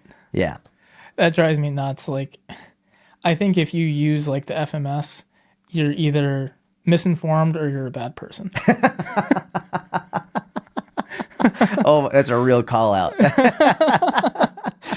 Yeah, I think anyone that uses predatory, like it's predatory. Mm-hmm. Like you can make, like, sure, it doesn't seem all that bad because you're like, how bad could it be to have someone squat and whatever? But like at the end of the day, it's a predatory sales technique that's designed to prey on people's fears and insecurities and make them feel less confident. Mm-hmm. Which is the exact opposite of what you want to do for people long term. Yeah. You're creating a problem to solve a problem. Yeah. You're not actually helping. Yeah. I hate that. And then you get people who, like, you have these movement screens, whether it's FMS or otherwise, and they start training to be good at the movement screen. So they start training to be good at bird dogs. They start training to be good at whatever drill is in this movement screen. It's like, hold on, like the goal isn't to ace the movement screen. The goal is to build more muscle, build more bone density, become more athletic, improve your VO2 max. These are the goals. It's not to get good at the movement screen. That just tells you things that honestly don't really matter that much anyway. Yeah. Well, and like when I was doing more personal training and like taking on more new clients and that sort of thing in person, like I would talk to someone, get to know them, and then like, let's just go do a workout. Yeah. Like it doesn't have to be that much more complicated. Yep. From a simple conversation, you're going to know a lot about what someone is ready to do and ready to try. And then you get out there and start training them and you see how they move. Yeah. You see the modifications you need to make. The whole point of like, let's analyze your squat so I can tell you how bad it is. I'm like, we're just going to go out and start squatting. Yeah. And like, yeah. You know what I mean? Like it's so redundant. Like if you are going to do a movement screen, like I could maybe see the utility in like some very specific table tests for specific populations. Mm-hmm. Like if you're a baseball player, Yeah. then maybe I might want to see what sort of range of motion we're dealing with. External rotation. Like I could see some very specific things like that. But like, so you want to get jacked? Let's go lift. Yep. It doesn't have to be any more complicated. Yeah, completely agree. You said you probably didn't plateau. Progress worth making just happens slowly. First, thank you.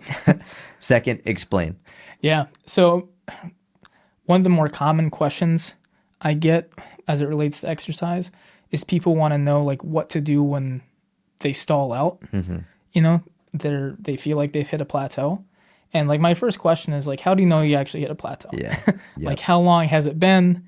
What are we talking about? Because, you know, if you're a beginner, like if you just started lifting, I would expect your numbers are going to be going up pretty consistently. Yeah. But if you've been working out any length of time, you know, you've been training more than a couple of years.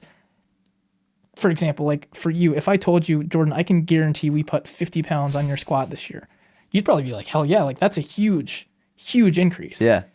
But like, what is that per week? That's like 1 pound. Yeah. Yeah. You know? Yeah.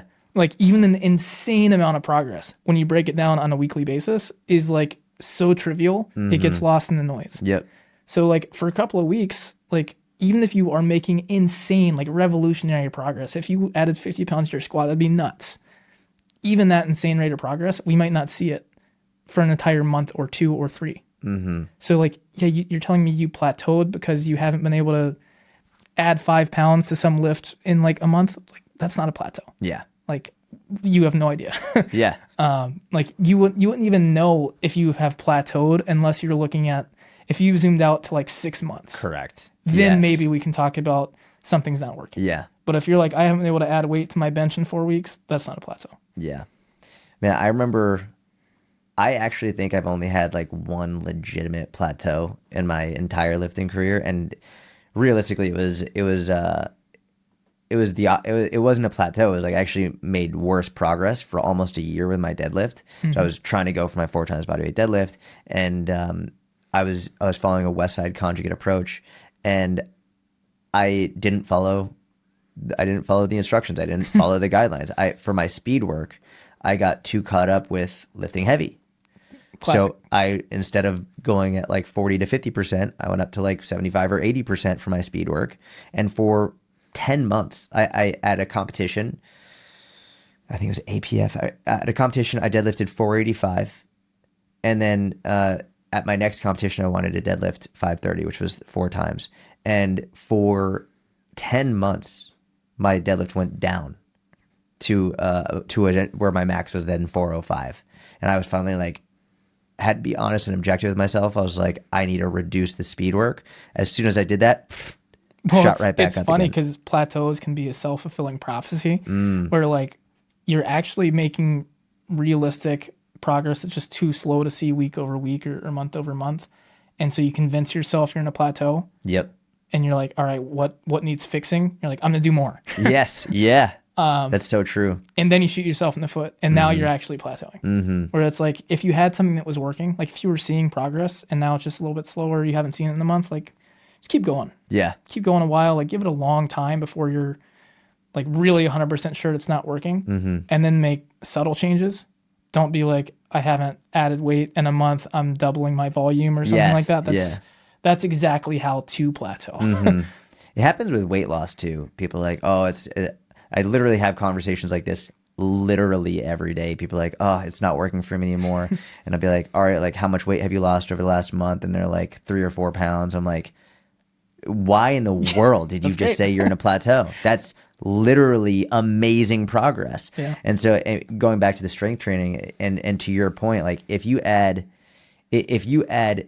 10 pounds a month to your bench press, we'll say, which is wild. That's 120 pounds a year. That's 240 pounds in 2 years, 360 pounds in 3. Like most people don't ever bench press that ever. Yeah. So for you to assume you should be adding 10 pounds, and like I haven't added 10 pounds in the last 3 months, it's like, okay, keep going. Yeah. It's not a plateau. And a lot of times they don't accurately account for what happened before. Like sometimes people force progress by actually just changing their effort. So like they're training at an RPE 8 and they want to progress. So then they add 5 pounds next week and now they're at an RPE 9, for example. So it's like you didn't actually progress. You're just trying harder kind of thing, which is, I mean, maybe that's okay. But like we have to understand what is real progress and what is changes in effort. And so That's really interesting. if someone is like, you know, my bench hasn't moved in 3 months, but if we rewind 3 months and they made a 20-pound jump, you know, from October to November, and then it hasn't budged November to February, it's like, if we actually look at that over the 4-month period, it's actually a reasonable amount. You just increase your effort a lot, and it's going to take a long time to like catch up to where that's not so hard anymore. Yeah. You know, maybe if you just stayed at an honest RPE 8, we would have seen more consistent month over month progress. But what you did was you shot your effort up, and now you're going to have to stay there until we can get that RPE to settle back down. So sometimes there's stuff like that that goes along with it too. That's genius to look at it from that perspective. It's also, and same thing with scale weight. People compare their scale weight day to day. Well, yesterday I weighed this, so today I should weigh this.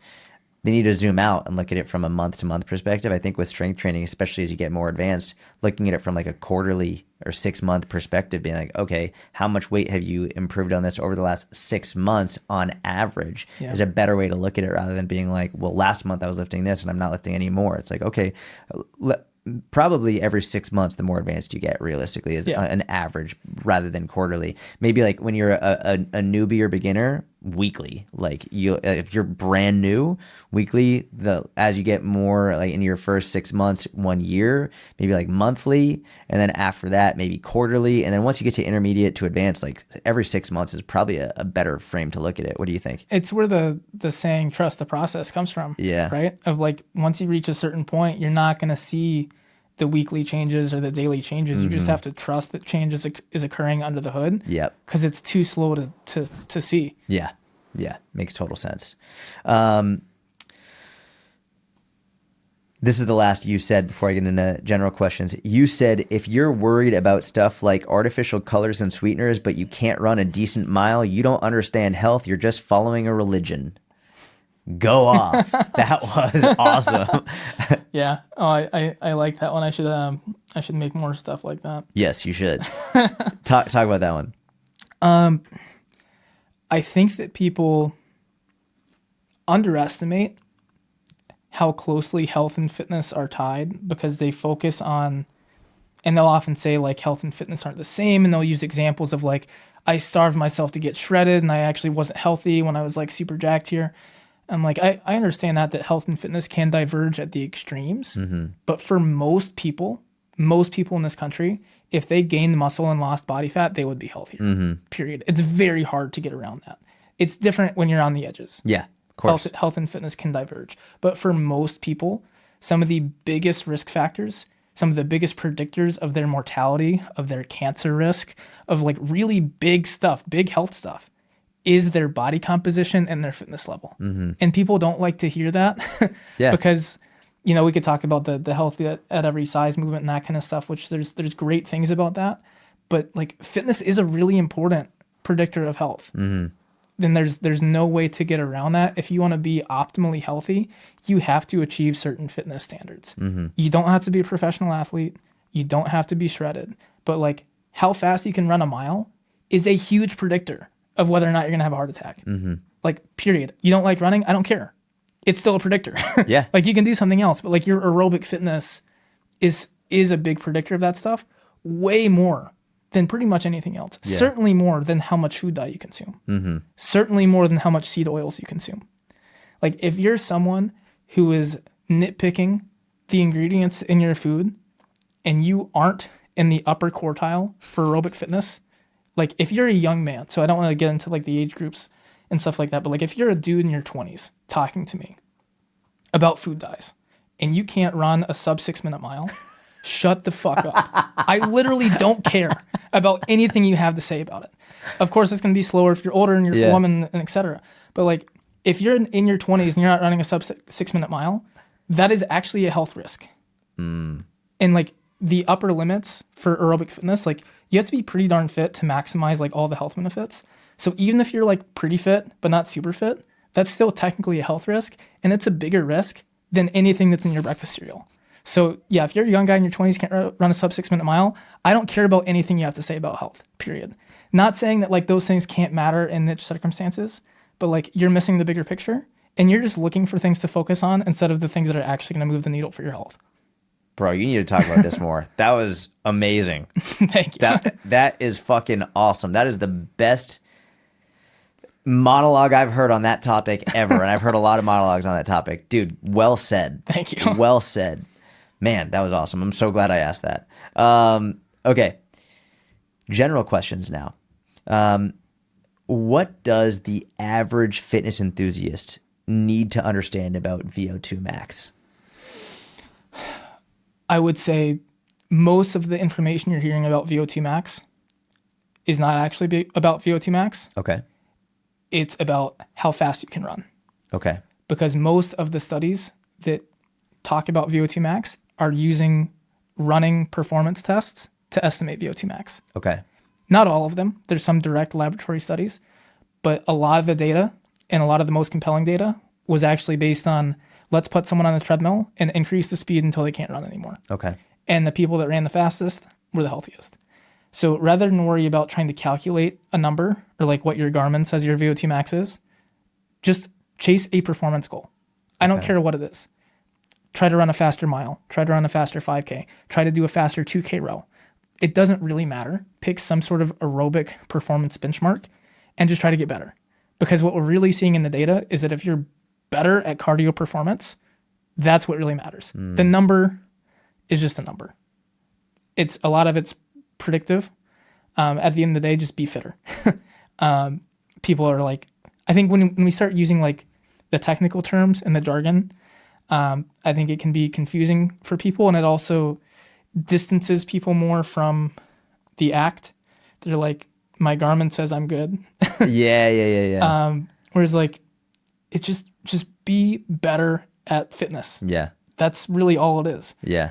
So VO2 max, SMO2 max, I don't really care what your number is.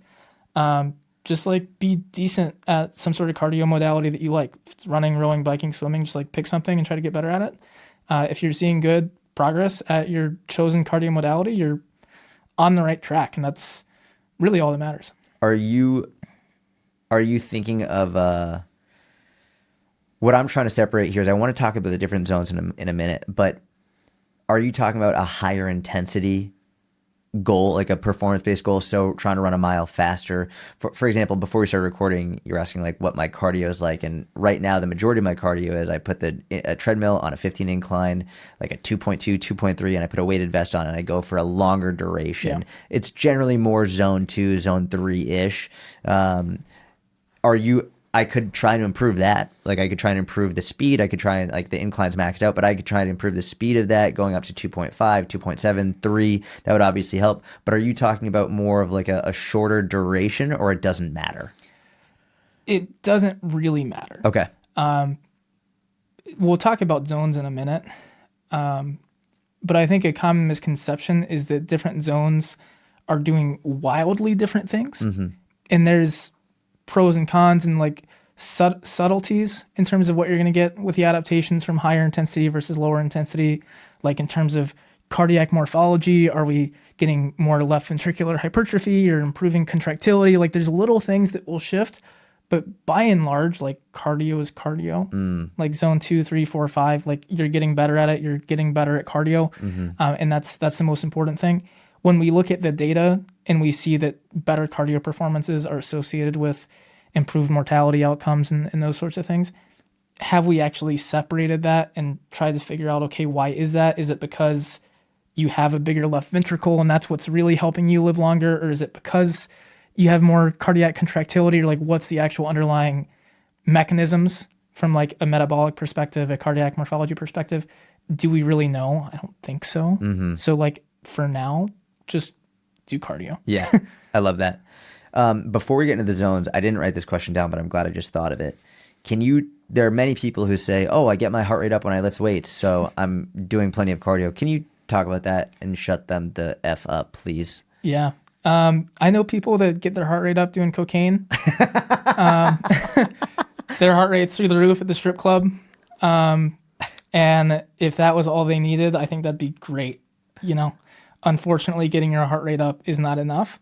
Heart rate is not the stimulus. It's what we call a proxy, meaning that under ideal circumstances, there's a relationship between heart rate and metabolic stress. Specifically, cardiac output is one of the most important drivers for aerobic fitness.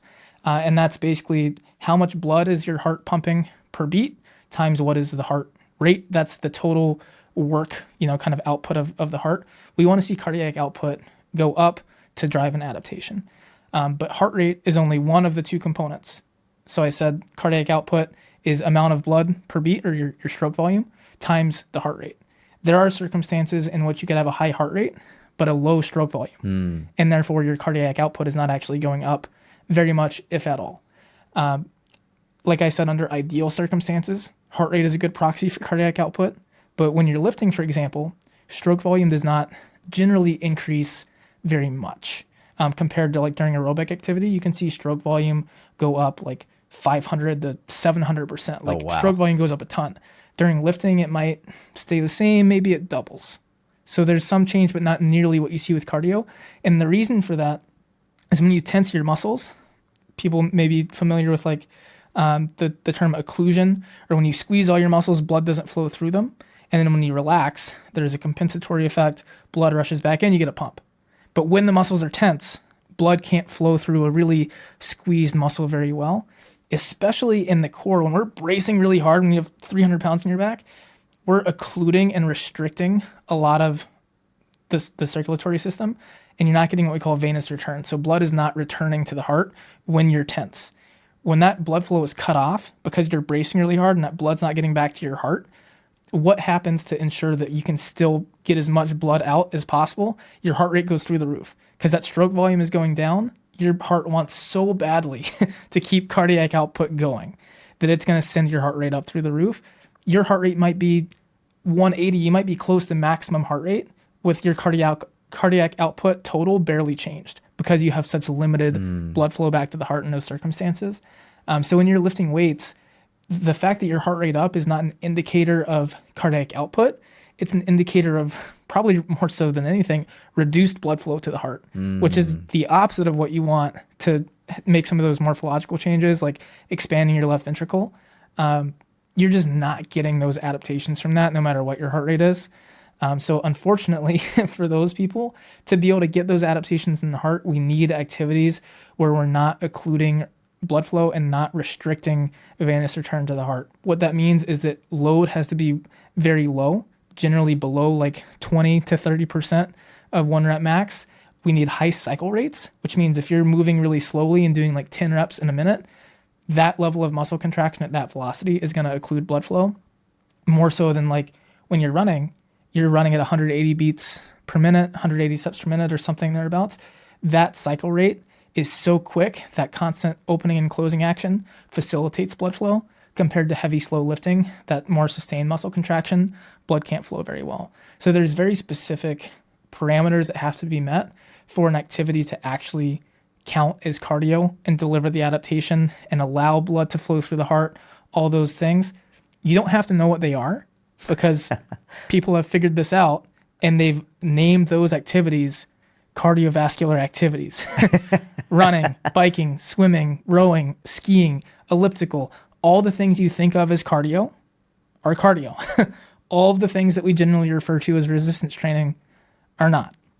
Now, it's not that black and white. There's a little bit of a spectrum, but it kind of is. Yeah. Some metabolic activities, I'd rather you lift than not do anything at all from a cardiovascular perspective, but there's no replacing traditional, we call monostructural, cyclical cardiovascular activities where you have the high cycle rate, the low load, the prolonged duration. You can't get around the benefit of that. Makes total sense.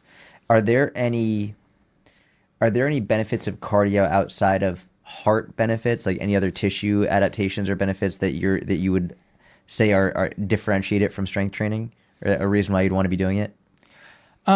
So the cardiovascular system is more than just the heart. Okay. It's all of your blood vessels. It is great for improving capillary density and just more blood flow to all of the tissue that's being used. So even if, like, say we devised a way to just like take the heart out of the body, give it a workout, and then put it back in, that would be great. You'd get a lot of the benefit, but you wouldn't be getting all of the local muscular benefits to the tissue, improved capillary density, more mitochondrial density in your cells on a cellular level. That stuff is really, really important too, especially for things like glucose management, for example, like helping you have stable blood sugar. That sort of stuff is great. There's benefits you can get from lifting for that too, for like having more muscle mass. Having more muscle mass is great for glucose regulation too, but in a distinct way from mitochondrial density and aerobic activity. So there's definitely benefits beyond just the cardiovascular, or the cardio, the heart part. A lot of tissue benefits too. We've seen even with like certain metabolic dysfunctions, like diabetics, for example, they have kind of the opposite. Like the benefits you get from cardio as far as local tissue stuff goes, they'll often be on the other side of that. And we see like slowed healing with tendinopathies, for example. So there are kind of metabolic underpinnings to a lot of the musculoskeletal conditions that we see, like joint pain, tendon pain, that kind of stuff. And cardio can help indirectly support a lot of that. It's great for improving blood lipids, lowering cholesterol, improving blood pressure, like all those sorts of things. You can get some of that from lifting, and lifting can be really great for a lot of those things, but generally via different pathways. Maybe you're not responding well, you're a non-responder or low responder in terms of like lifting hasn't been enough to help you manage your blood pressure. Maybe cardio will, or vice versa. Like strength training can be great for a lot of that stuff too, but it's distinctly different from cardio in terms of the mechanisms of action. So generally speaking, in terms of like cardiovascular risk profile, mortality risk, we see best results when people do both. If you're just strength training, add the cardio. If you're just doing cardio, add the strength training. Their benefits overlap a ton, but because the mechanisms are different, it's just hard to be the absolute best you can be without both of them. Makes total sense. Let's get into the cardio zones. Can you explain cardio zones so easily a 5-year-old can understand it? Yeah. All right, let's do it. So cardio ranges from not moving to as fast as you can possibly go. So super easy to super hard. When people talk about zones, they're just trying to break it down into rough general categories. So like easy, medium, and hard. That's a way of describing zones. We could also do 1, 2, 3, 4, 5. Those are zones. We could do 7. We could do 10. We could do percent. Like the zone system that we use is for the most part pretty arbitrary. It's just a way to quantify effort. Now, there are a few key kind of metabolic shifting points where like what's actually happening physiologically changes quite a bit. So some of the zone systems that we use will line up certain zones with certain shifts in metabolism. The most common, or I'll back up, the two main shifting points that we see when exercise, we say, starts to get medium hard, we start to see blood lactate start accumulating a little bit. And then when exercise gets what most people would say really hard, we see that lactate shoot up a lot. So a lot of zones, even the easy, medium, and hard, as simple as that is, describes those kind of inflection points pretty well. Easy is before lactate starts to go up very much at all. Medium is when it starts to rise, kind of onset of blood lactate accumulation. And then hard is when it's just kind of a runaway train. The 5-zone system usually makes zone 3 kind of moderate. Zone 1 and 2 is easy, 4 and 5 is hard. But all of the different zone systems are just a way to describe, is this easy, medium, hard, and you can look at kind of the physiology under the hood of that a little bit if you want.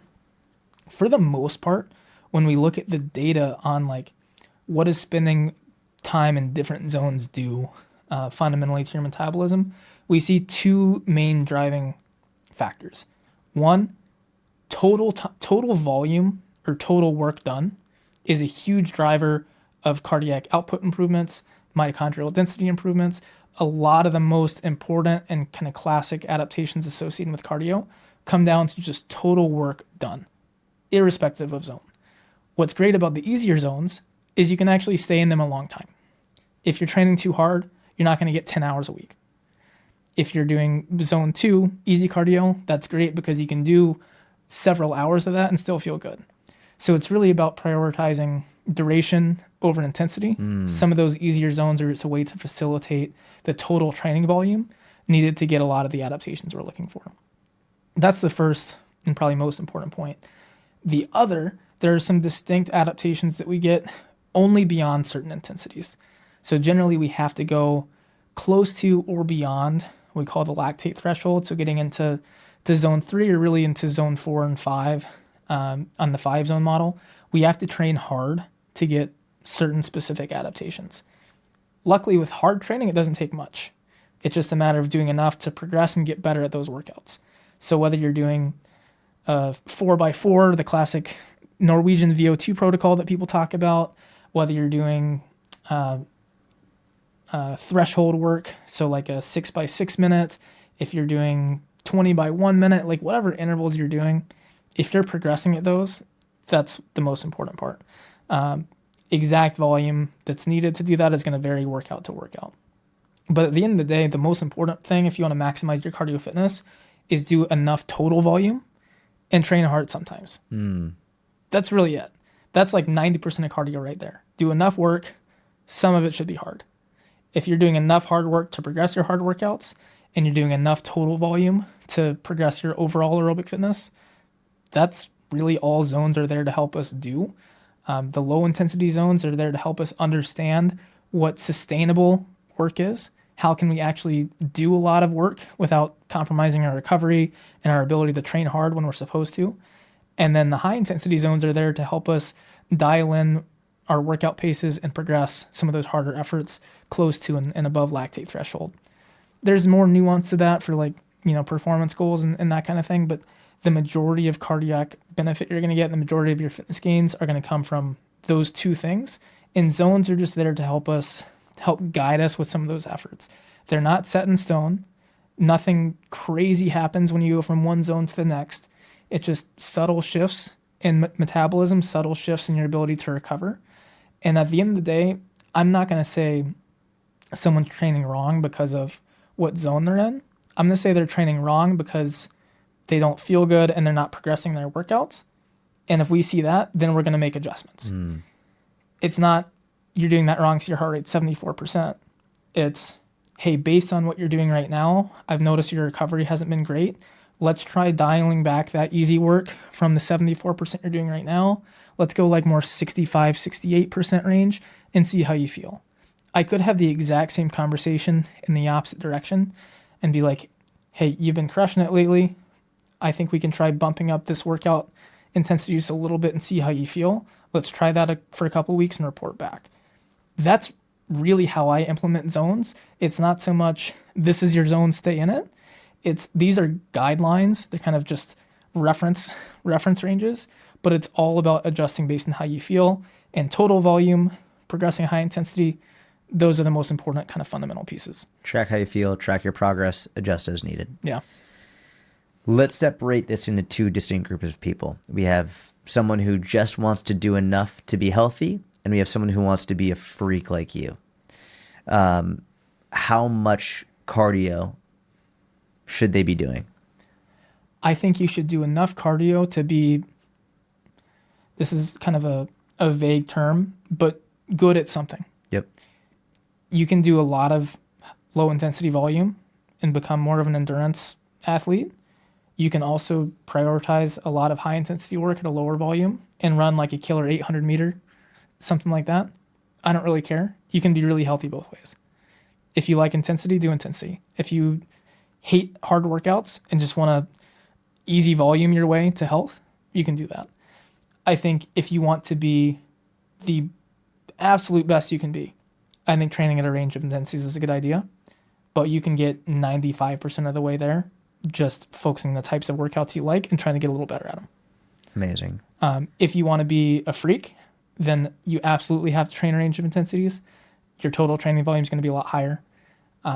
But at the end of the day, you can get the vast majority of your results just focusing on like a sprint program, just focusing on easy volume, some combination of the two.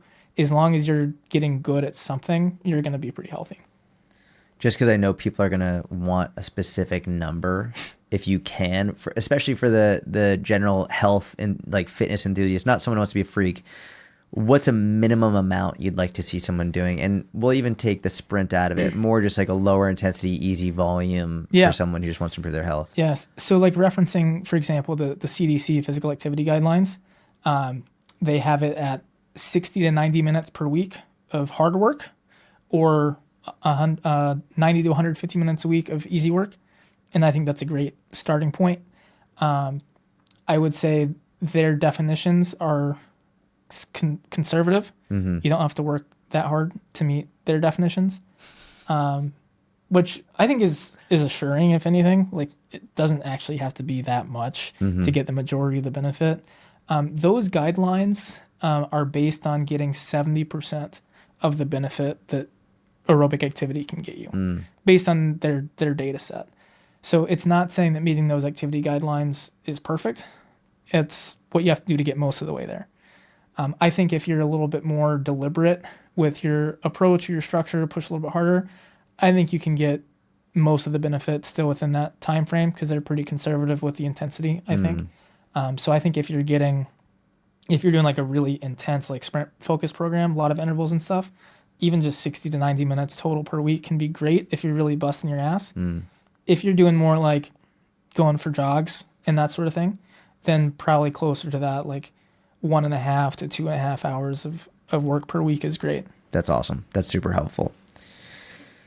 For the average fitness enthusiast, how do you recommend combining strength and cardio throughout the training week so you can get really good at both without spending 15, 20 hours a week training? Yeah.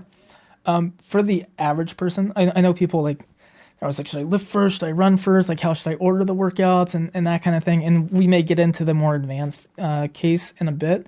But like for most people, just get the work done at some point. Like, even if I told you like all the things that I wouldn't really recommend, like if I tried to design a week that I'm like, this is kind of a dumb way to do it, it would still work. Yeah. Yeah. Like it would still work pretty well. So by far most important thing for most people is just get the work done. If you did all the things I don't really like if you did your like high intensity cardio right before you lifted and then tried to lift tired from intervals, for most people, it's still going to work. Yeah, exactly. So like just get the work done. A couple of things that I prefer to avoid if I can. My guiding principle is make fatigue predictable and try to be fresh when it counts, fatigued when it doesn't matter as much. There's going to be points in your week where you don't feel great, you're a little bit tired. Those are great times to be doing the workouts that you don't need to be as fresh for anyway. Low intensity cardio, you can be dragging ass and like feel terrible. But if you're getting the volume in, you're getting the benefit. On the other hand, if you're like trying to hit max effort sprints, if you're doing a heavy 5x5 squat, you probably want to be there a little bit more focused. So try to do that at a time in the week where you feel a little bit better. For most people, I think their overall life, family, work, those are bigger drivers of how they feel on any given day than the training itself even. So sometimes just scheduling your workouts around life so that you can do those high importance key sessions at the times that you feel the best. Maybe that means your weekends when you have a little bit more time, that's when you're going hard because you're not as stressed. Busy days, you're getting some low intensity cardio because you don't have to feel that good anyway. The more you train, the more training is going to take over as the primary driver of stress, and the more important actual workout scheduling and stuff is going to get. What I tend to try to avoid, so kind of biggest mistakes first, is trying to do a hard lift after really exhausting cardio. Easy cardio, if it's like 20 minutes easy, doesn't really matter that much. If you've just done a 20-mile long run, like you're training for a marathon, maybe don't try to hit the gym right after. Right. That. Like that's probably not going to be great.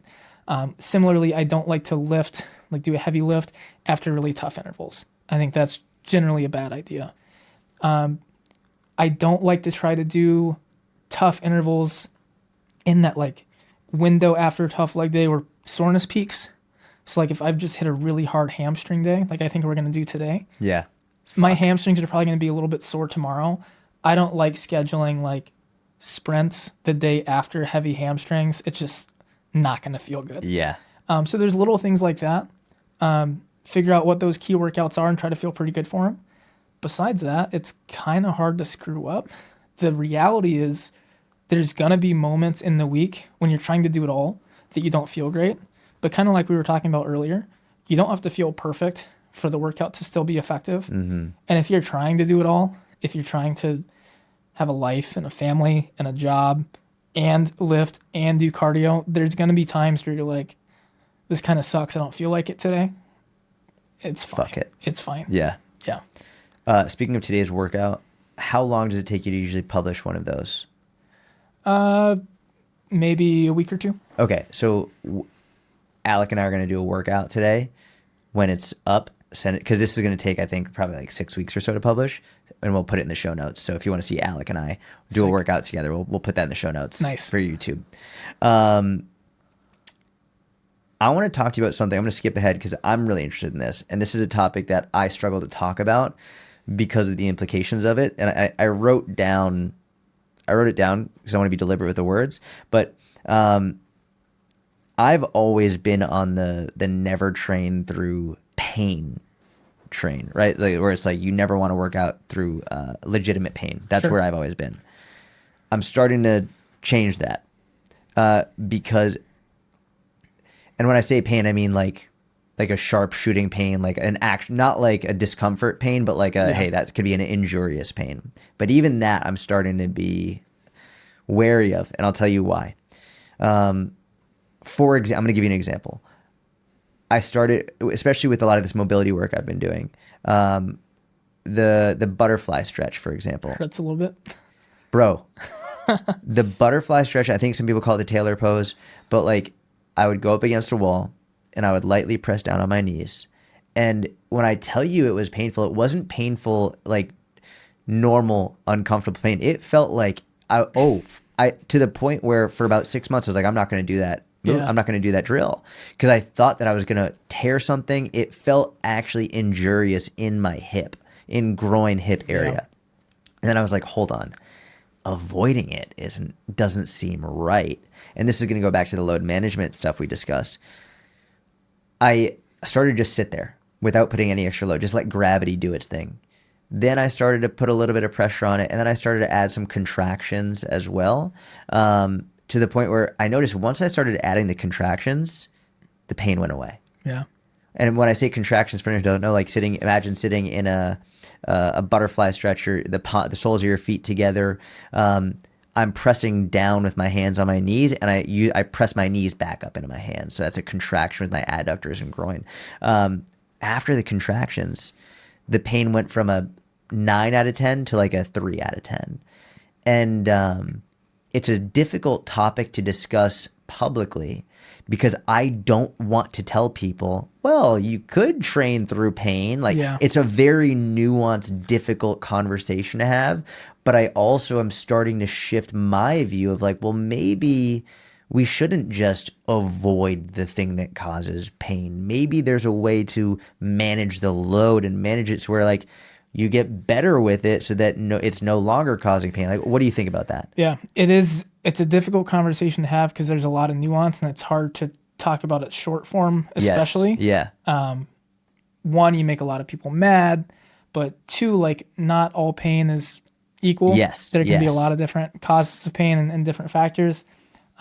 Some people listening might be familiar with what's called the biopsychosocial model of pain, where pain is not just a physical experience driven by a mechanical stimuli. Like if I pinch your leg, that's pretty clear it hurts because tissue is being aggravated. But on the other extreme, there's like phantom limb pain. I don't know if you've heard of like amputees having pain in a limb that's not even there. So it's like, that's obviously not a mechanical, there's no arm to hurt and it hurts. So pain is really complex and there's a lot of different factors. On kind of the psychological or expectation side, you may have seen like prank videos where people have to like reach in a box and touch something. You might have even made one of those. No, I didn't, but I know what you're talking about. I love those. They're so funny. It'll be like something fuzzy or cute like in a box and people are like, it bit me.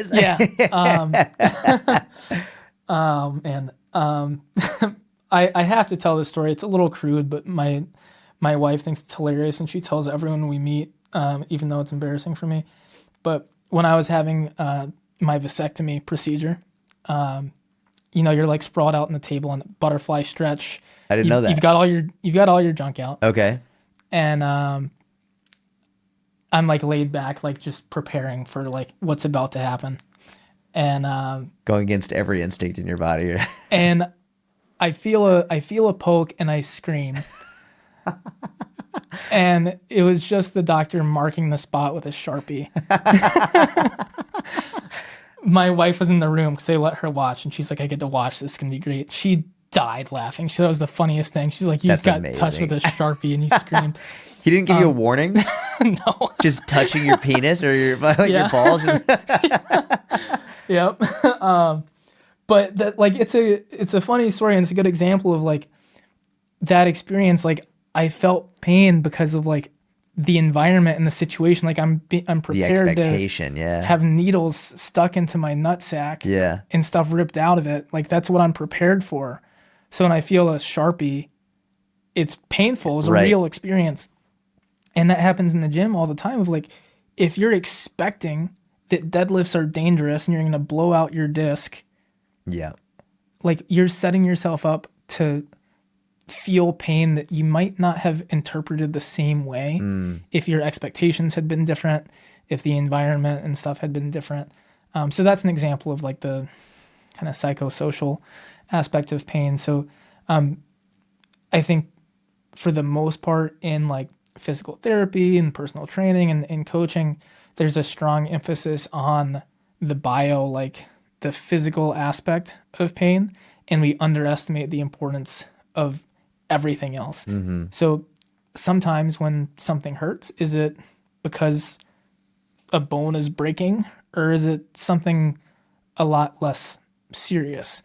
I think the goal, like my goal, is to strip away everything else to the point that if someone is experiencing pain, it's because of something physical. Like I want to hopefully remove all those other influences as much as I can, so that the goal is for pain to be a purely mechanical, simple to explain experience.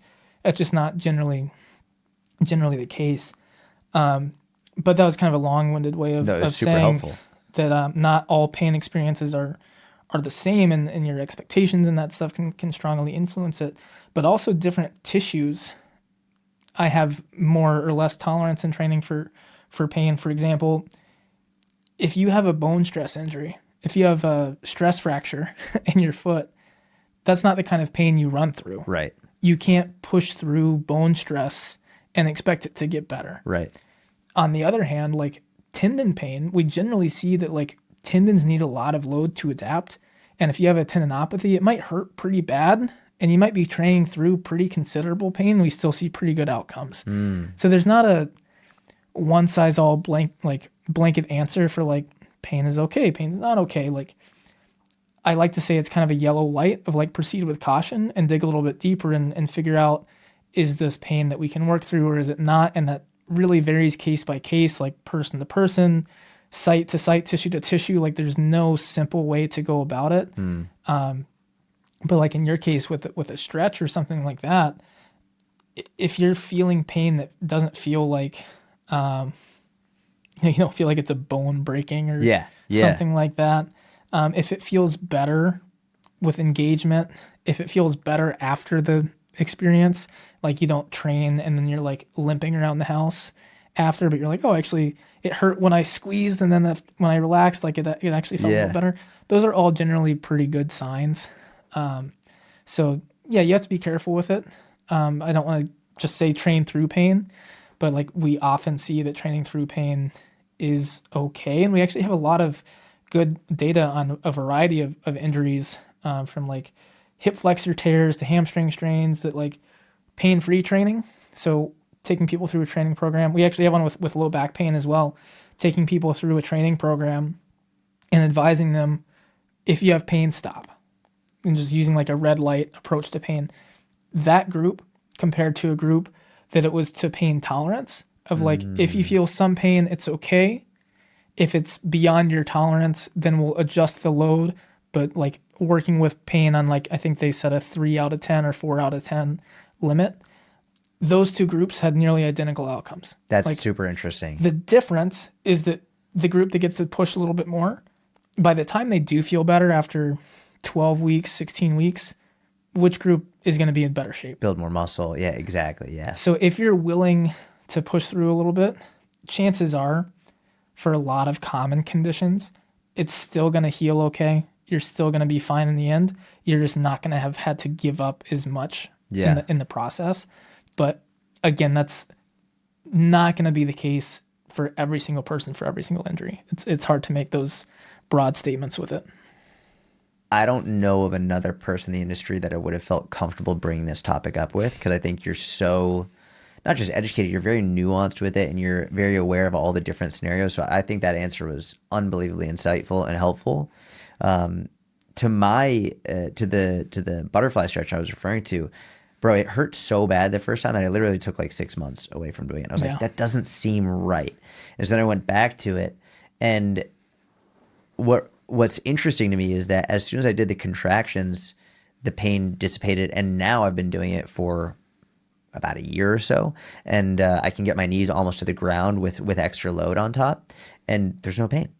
Well, similar experience. I think the groin in particular is a very sensitive region. Like you have a lot of very important blood vessels and arteries and stuff in the area. You have a lot of lymph nodes. Like there's just a lot of stuff going on. Yeah. So it makes sense that it's going to be a little bit more sensitive. Like you really don't want to get stabbed in the groin. Like that would suck. I'd rather get stabbed just about anywhere else. So it makes sense that it's like a sensitive region. It's going to be a little bit more guarded and that kind of thing. But I had a groin injury, groin strain last year. Recently. Yeah. Yeah. Last April is when it first happened. And even for me, like having this knowledge and understanding this stuff, it's different when it's real and it's you and you're the one experiencing the pain. But trying to get back to just some basic like hip adduction machine work, like squeezing my legs together, I would put very little weight on the machine, like 30% of what I was doing before, and it would hurt so bad. Like I felt like the groin was re-tearing and like stuff like in my pelvic floor was just getting shredded. I'm like, this hurts so bad, it can't be a good idea. But I kept trying to stay there and like using like 100 pounds or whatever, waiting for it to feel better week over week. And it's like, it's just not, it still hurts. It's been months and it still hurts. And I think I just gotten frustrated and I'm like, fuck it. I'm just adding more weight. The exact opposite. I'm just like, if it's not, well, my mindset was like, maybe it's just going to hurt like forever. Like, I'm just going to train it anyway. And like, I got back up, I was weaker, obviously I couldn't get back quite to where I was, but I worked up to like maybe 80% of where I had been before and did some working sets and immediately felt better. That's so interesting. And I'm like, fuck, I spent like months underloading the tissue. Yeah. And like the tissue needs load to adapt. Yeah. Like that load, especially in healing, like early healing process, you want those collagen fibers and, you know, scar tissue, whenever you want those fibers to lay down in alignment with the tissue that's going to heal better than if it's immobilized or not getting loaded. Those fibers are going to be aligned more randomly and you're going to feel just kind of junkier in that region if you had been moving it more. So if you can, like for stuff like that, experiment with a little bit more load and see how it feels. Not saying just push through pain at any cost, but like it is a little bit of a trial and error process. There's no simple way to say like use this percentage and whatever. It's like try it, see how you feel. The good thing is like short of like, you know, full ruptures, dislocations, like really, really big stuff, like minor strains and stuff, the risk is pretty low. Like you go a little bit too heavy and you irritate it, it's not a catastrophe. Right. It's annoying. But like if you load it a little bit too heavy and realize it was a mistake, it's not the end of the world. Like you can play around with this stuff and kind of feel it out, and that's okay. Yeah. And I think we need to encourage people to do that. Of like, don't be so afraid of pain that you're unwilling to experiment and just try it out. And like, okay, so it hurt a little bit more. Maybe you shouldn't have done that. Now we know. It's not, you didn't mess up. We'll move forward from here. It's okay. I wonder if for your instance specifically, if there was any mental or emotional component of you were using like 30% of what you could and you were in this injurious mindset. You're like, oh, I'm recovering. Whereas you're like, fuck it, I'm going to go back up to as heavy as I can do today. Yeah. It almost switched to like lifting mindset, competition mindset, which may have, do you think that contributed to the reduced pain sensation, or what do you think? I think it could be. I see where you're coming from. For me, like still dealing with some of the residual effects, I think it's very, very much like a tissue specific. Got it. The heavy load is just immediate relief. So interesting. So I think, you know, with like the tendon specifically, when you get heavy enough loading, you get this kind of like squeezing out a sponge effect. The tendon can start to take on some fluid and be a little bit kind of swollen and press on stuff that doesn't feel so good. When you load it enough, you squeeze some of that fluid out. Yep. And you have to get enough load to actually squeeze the tendon.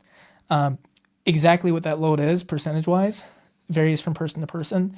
You'll often see 85% thrown out there based on some limited data, but a more comprehensive look at the literature says it's not a cut and dried number. Some people it might be less, and some people it might be more, but the bottom line is you have to load it enough to get that effect. You can't just like 3x20 your way to like relief if the tendon isn't getting strained sufficiently. Okay. Makes total sense. There are a few more questions I have. Are you good with time? Like you feel good? Awesome. Okay. So let's start with someone who wants to start running. I know I'm going a little bit back and forth here. Someone who wants to start running, if they've never done it before and or they might have a higher body fat percentage, how do you recommend someone begins this running journey? Yeah. Honestly, in my experience, I've had more issues with people and injuries with people who are actually lower body fat percentage, strong, fit people Really? who haven't run than people who are just like out of shape and overweight and start running. Which is interesting because I think sometimes when people are bigger, heavier, or they're new, they're like really worried about getting hurt. But almost their lack of overall fitness is like a governor that prevents them from doing too much. Or I've talked to people who they've never run in their life, but they're strong, they're fit, low body fat, and they just go run 5 miles because they can. Yeah. But like just because you can doesn't mean you should. Right. Whereas like most people who are like deconditioned and overweight, they're not just gonna go run 5 miles. They're like, that sounds terrible. That sounds terrible. I physically cannot do it. Yeah. So I think that can almost work to their advantage a little bit of they're less likely to just do way too much. You still want to be smart and methodical. Like I'm a big fan of run walk intervals of like just run 30 seconds and then walk for like 5 minutes and do that for 30 minutes to an hour. See how you feel. Maybe do that for a week or two. If everything's going well, then increase that to like a full minute of running. Try that a week or two. See how you feel. And as long as recovery is going well and no aches or pains come up, then just push the percentage of the workout that's done running. Make that more and more and more. I like that approach because it also gets people moving and running faster in a way that kind of feels good and fun. Where like if you tell someone who's never run before in their life that's overweight to run in zone 2, first of all, they probably can't. Or they end up doing this sort of like weird shuffle, like 14-minute mile, and they're like, this sucks. Yeah. I hate this. I don't meet a lot of people that like that. But actually getting them running, like good running technique, open up their stride a little bit, just give it 30 seconds, back it off, walk. That can be a great way to just expose people to good running techniques and faster paces, have some fun, and gradually ramp up that distance over time. I think people who are coming at it from a more deconditioned side of things, I think they generally don't have to worry as much about overdoing it because their fitness and their energy and stuff is going to at least constrain things a little bit. Where I'm more careful is when people have the fitness to do too much and like you really have to get them to reel it in. I've seen so many people who go from the gym to running. They run 5 miles out of the gate, Achilles tendinopathy within like 2 weeks. And it's like, it's so obvious when you then look at it in hindsight, but they're like, I was feeling good. I'm sure you were. So for those people, I think because they have kind of the baseline fitness, they're comfortable being uncomfortable. They can push through more. They're probably less likely to want to do a run walk interval because they're like, why am I walking? I feel completely fine. Like this is silly. I'm more likely to like, let's do a lot of cross training too. Like let's give you a running workout and then let's give you like 2 or 3 workouts, cross training off your feet, that kind of thing. I think that's a good way to keep those people kind of reeled in a little bit. That's super helpful advice. Thank you for that. When you're looking at your training career, not as a coach, but as an athlete, as a fitness enthusiast, what was your favorite time in your training? Like at what point in what training were you doing was your absolute favorite time in your own training? Part of me wants to say now. Okay. I really like the routine I have, and I like how relaxed I am with it. When I was a lot younger and newer to fitness, I was definitely kind of caught up in the hyper analytical, like really plan things out. And I think that can take away from the just actual enjoyment side of it, things a little bit.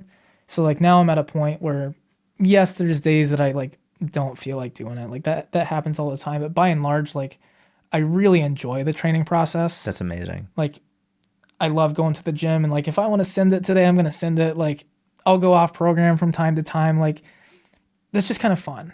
And I do more of that now than I used to. And so that's really enjoyable. I'm generally kind of I don't want to say antisocial, but I'm not like a super outgoing. Like I don't have a ton of friends and that kind of stuff. But training can become quite solitary, and like I do miss like high school track, for example. Yeah, yeah, yeah. Like some of the community camaraderie, like let's go suffer with friends. Yeah. That can be really fun. So like I enjoy the occasional group lift or partner lift, that kind of stuff. Where like, especially when the energy is good and you like both are going hard Yeah. and like kind of both going for a PR or something like that. Like that's a really good time.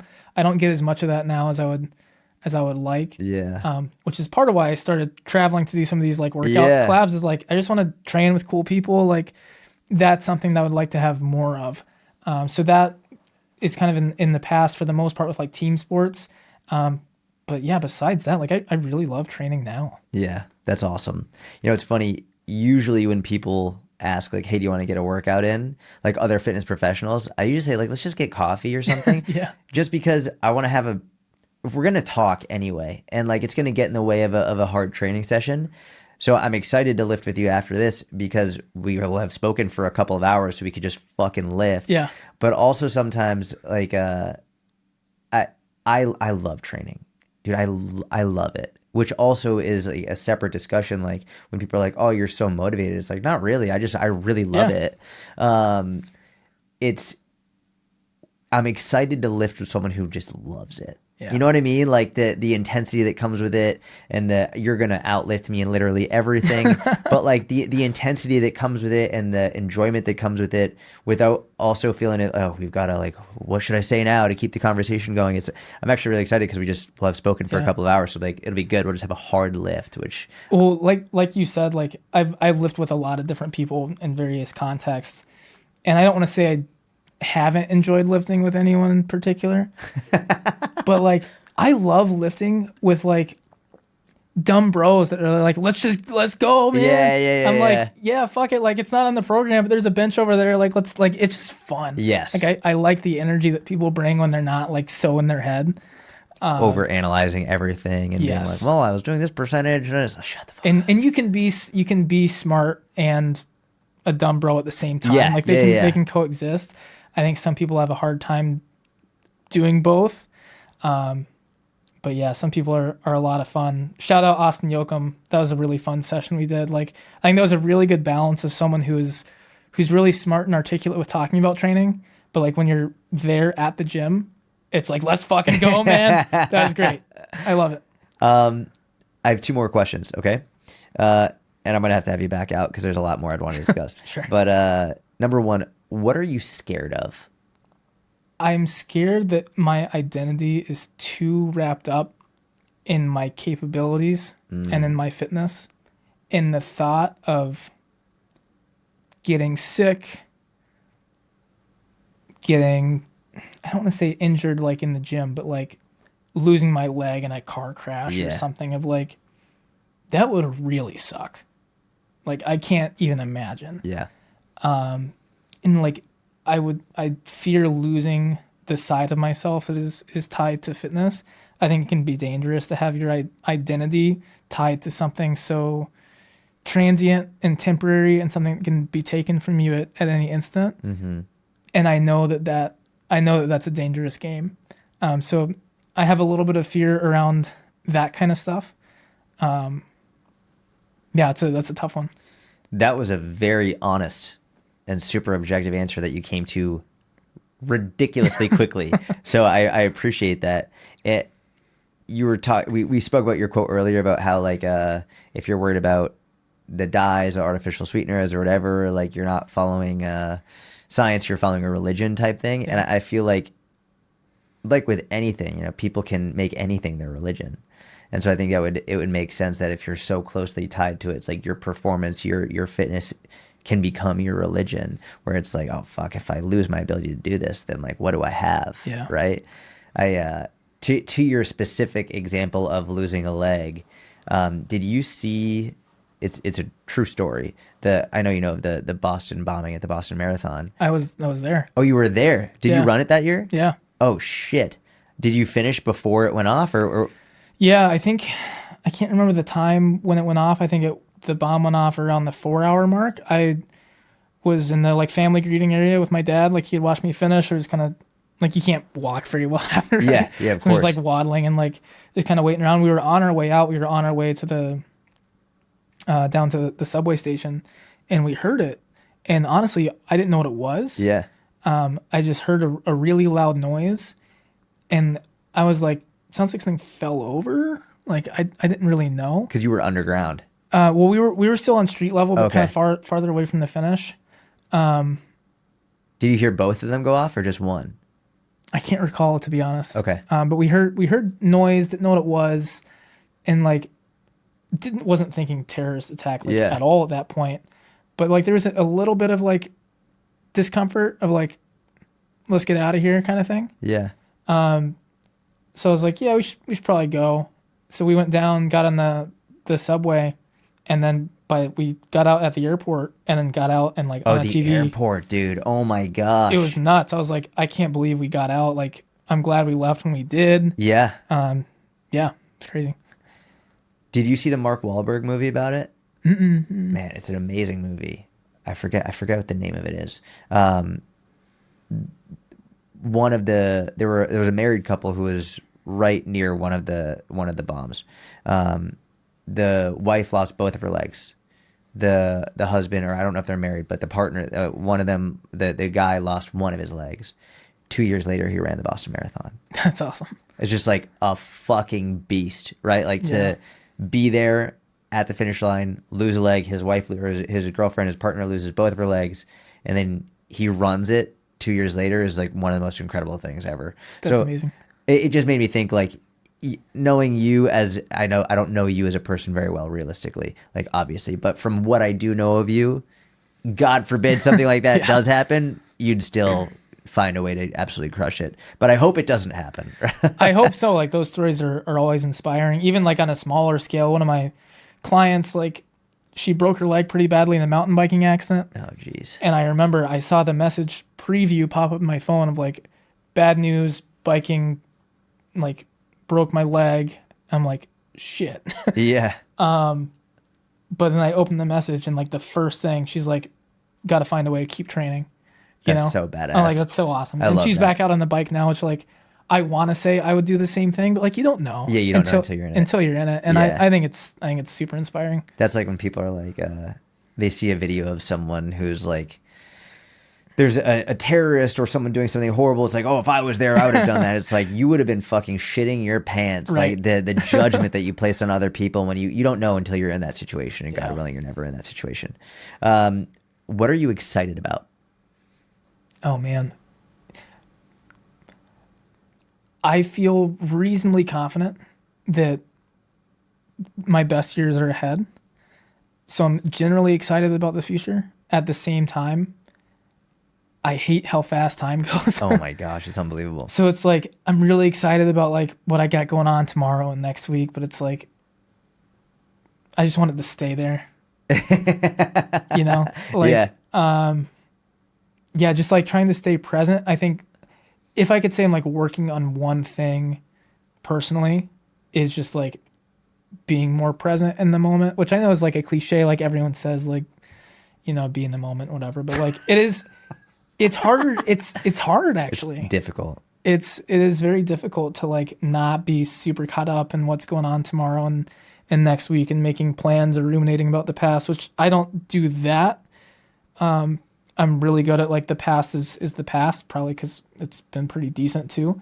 But like, yes, I'm excited about stuff, but like trying to just like not focus on like, all right, what are we doing tomorrow? Mm-hmm. What is like in the business plan? Like how, like, what am I doing for my income? Like how much more money am I going to make next month? Like all that stuff is so easy to get like caught up in and let it absorb your day. That like, just like sitting, chilling out, like tomorrow will get here when it gets here. That can be kind of tough. I feel like as a business owner, it's almost impossible to be fully present, especially when you're running a business owner period with the added aspect of an online business, because it never stops, and especially when it's on social media. Many people who don't run a business on social media, they can go on and it's like lights off. I'm just consuming.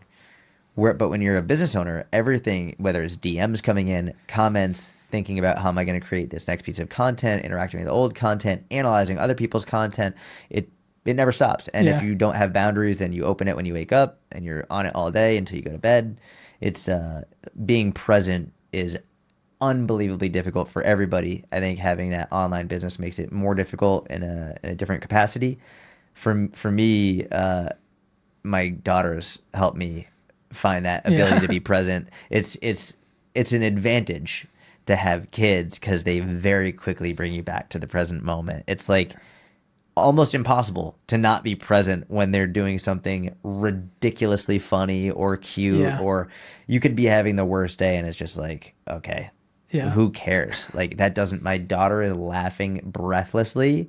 Nothing else matters. Or God forbid she's crying, she gets really hurt. Like nothing else matters. Like you have to be present in that moment. So there's like, sometimes there's big things like my wife might travel a lot and I'm always really looking forward to those trips, but I also sometimes I don't want to think about it on purpose of like, I can't wait for that thing that's like 4 months away, you know?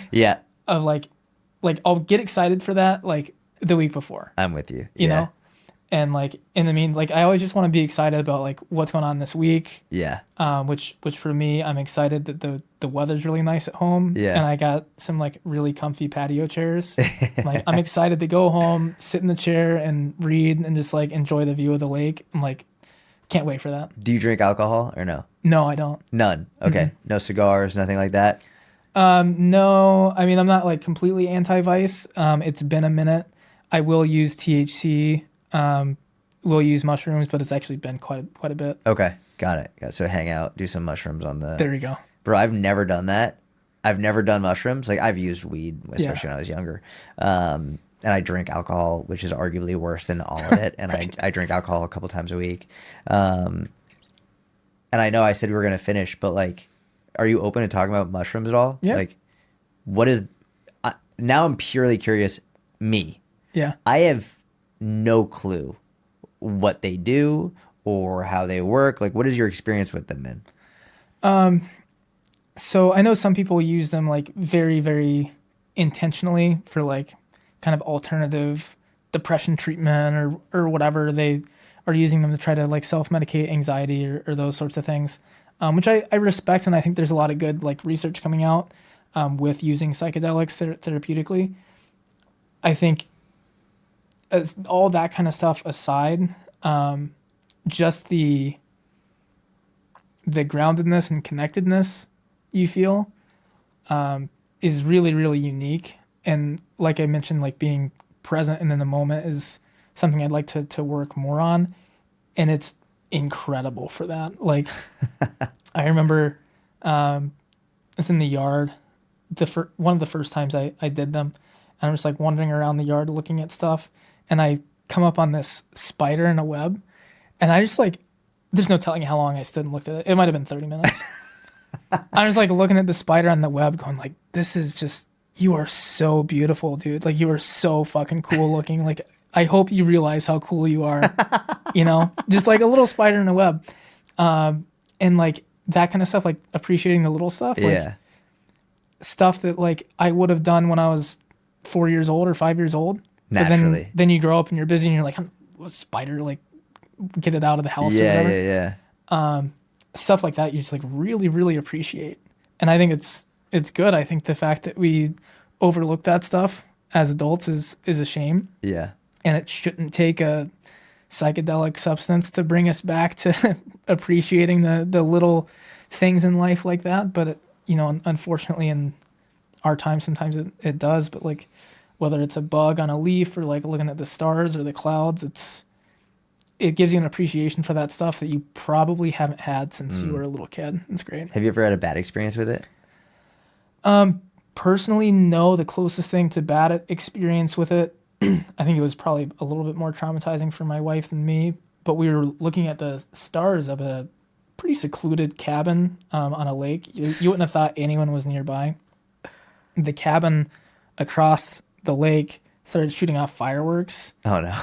And we weren't expecting it. We're just like laying, looking up at the stars, and all of a sudden it's like explosions. And I'm like all of a sudden like in World War II, like in a bunker. I'm like, what the? You know, it was like, that was crazy, like not ideal. Yeah. Like you don't want to get scared or anything. Like that's what you like try to avoid fear and stuff like that. You want to be in a safe, controlled environment, not where all of a sudden someone's shooting like a mortar, Yeah. you know, Yeah. next to you. Did you calm down once you realized what it was?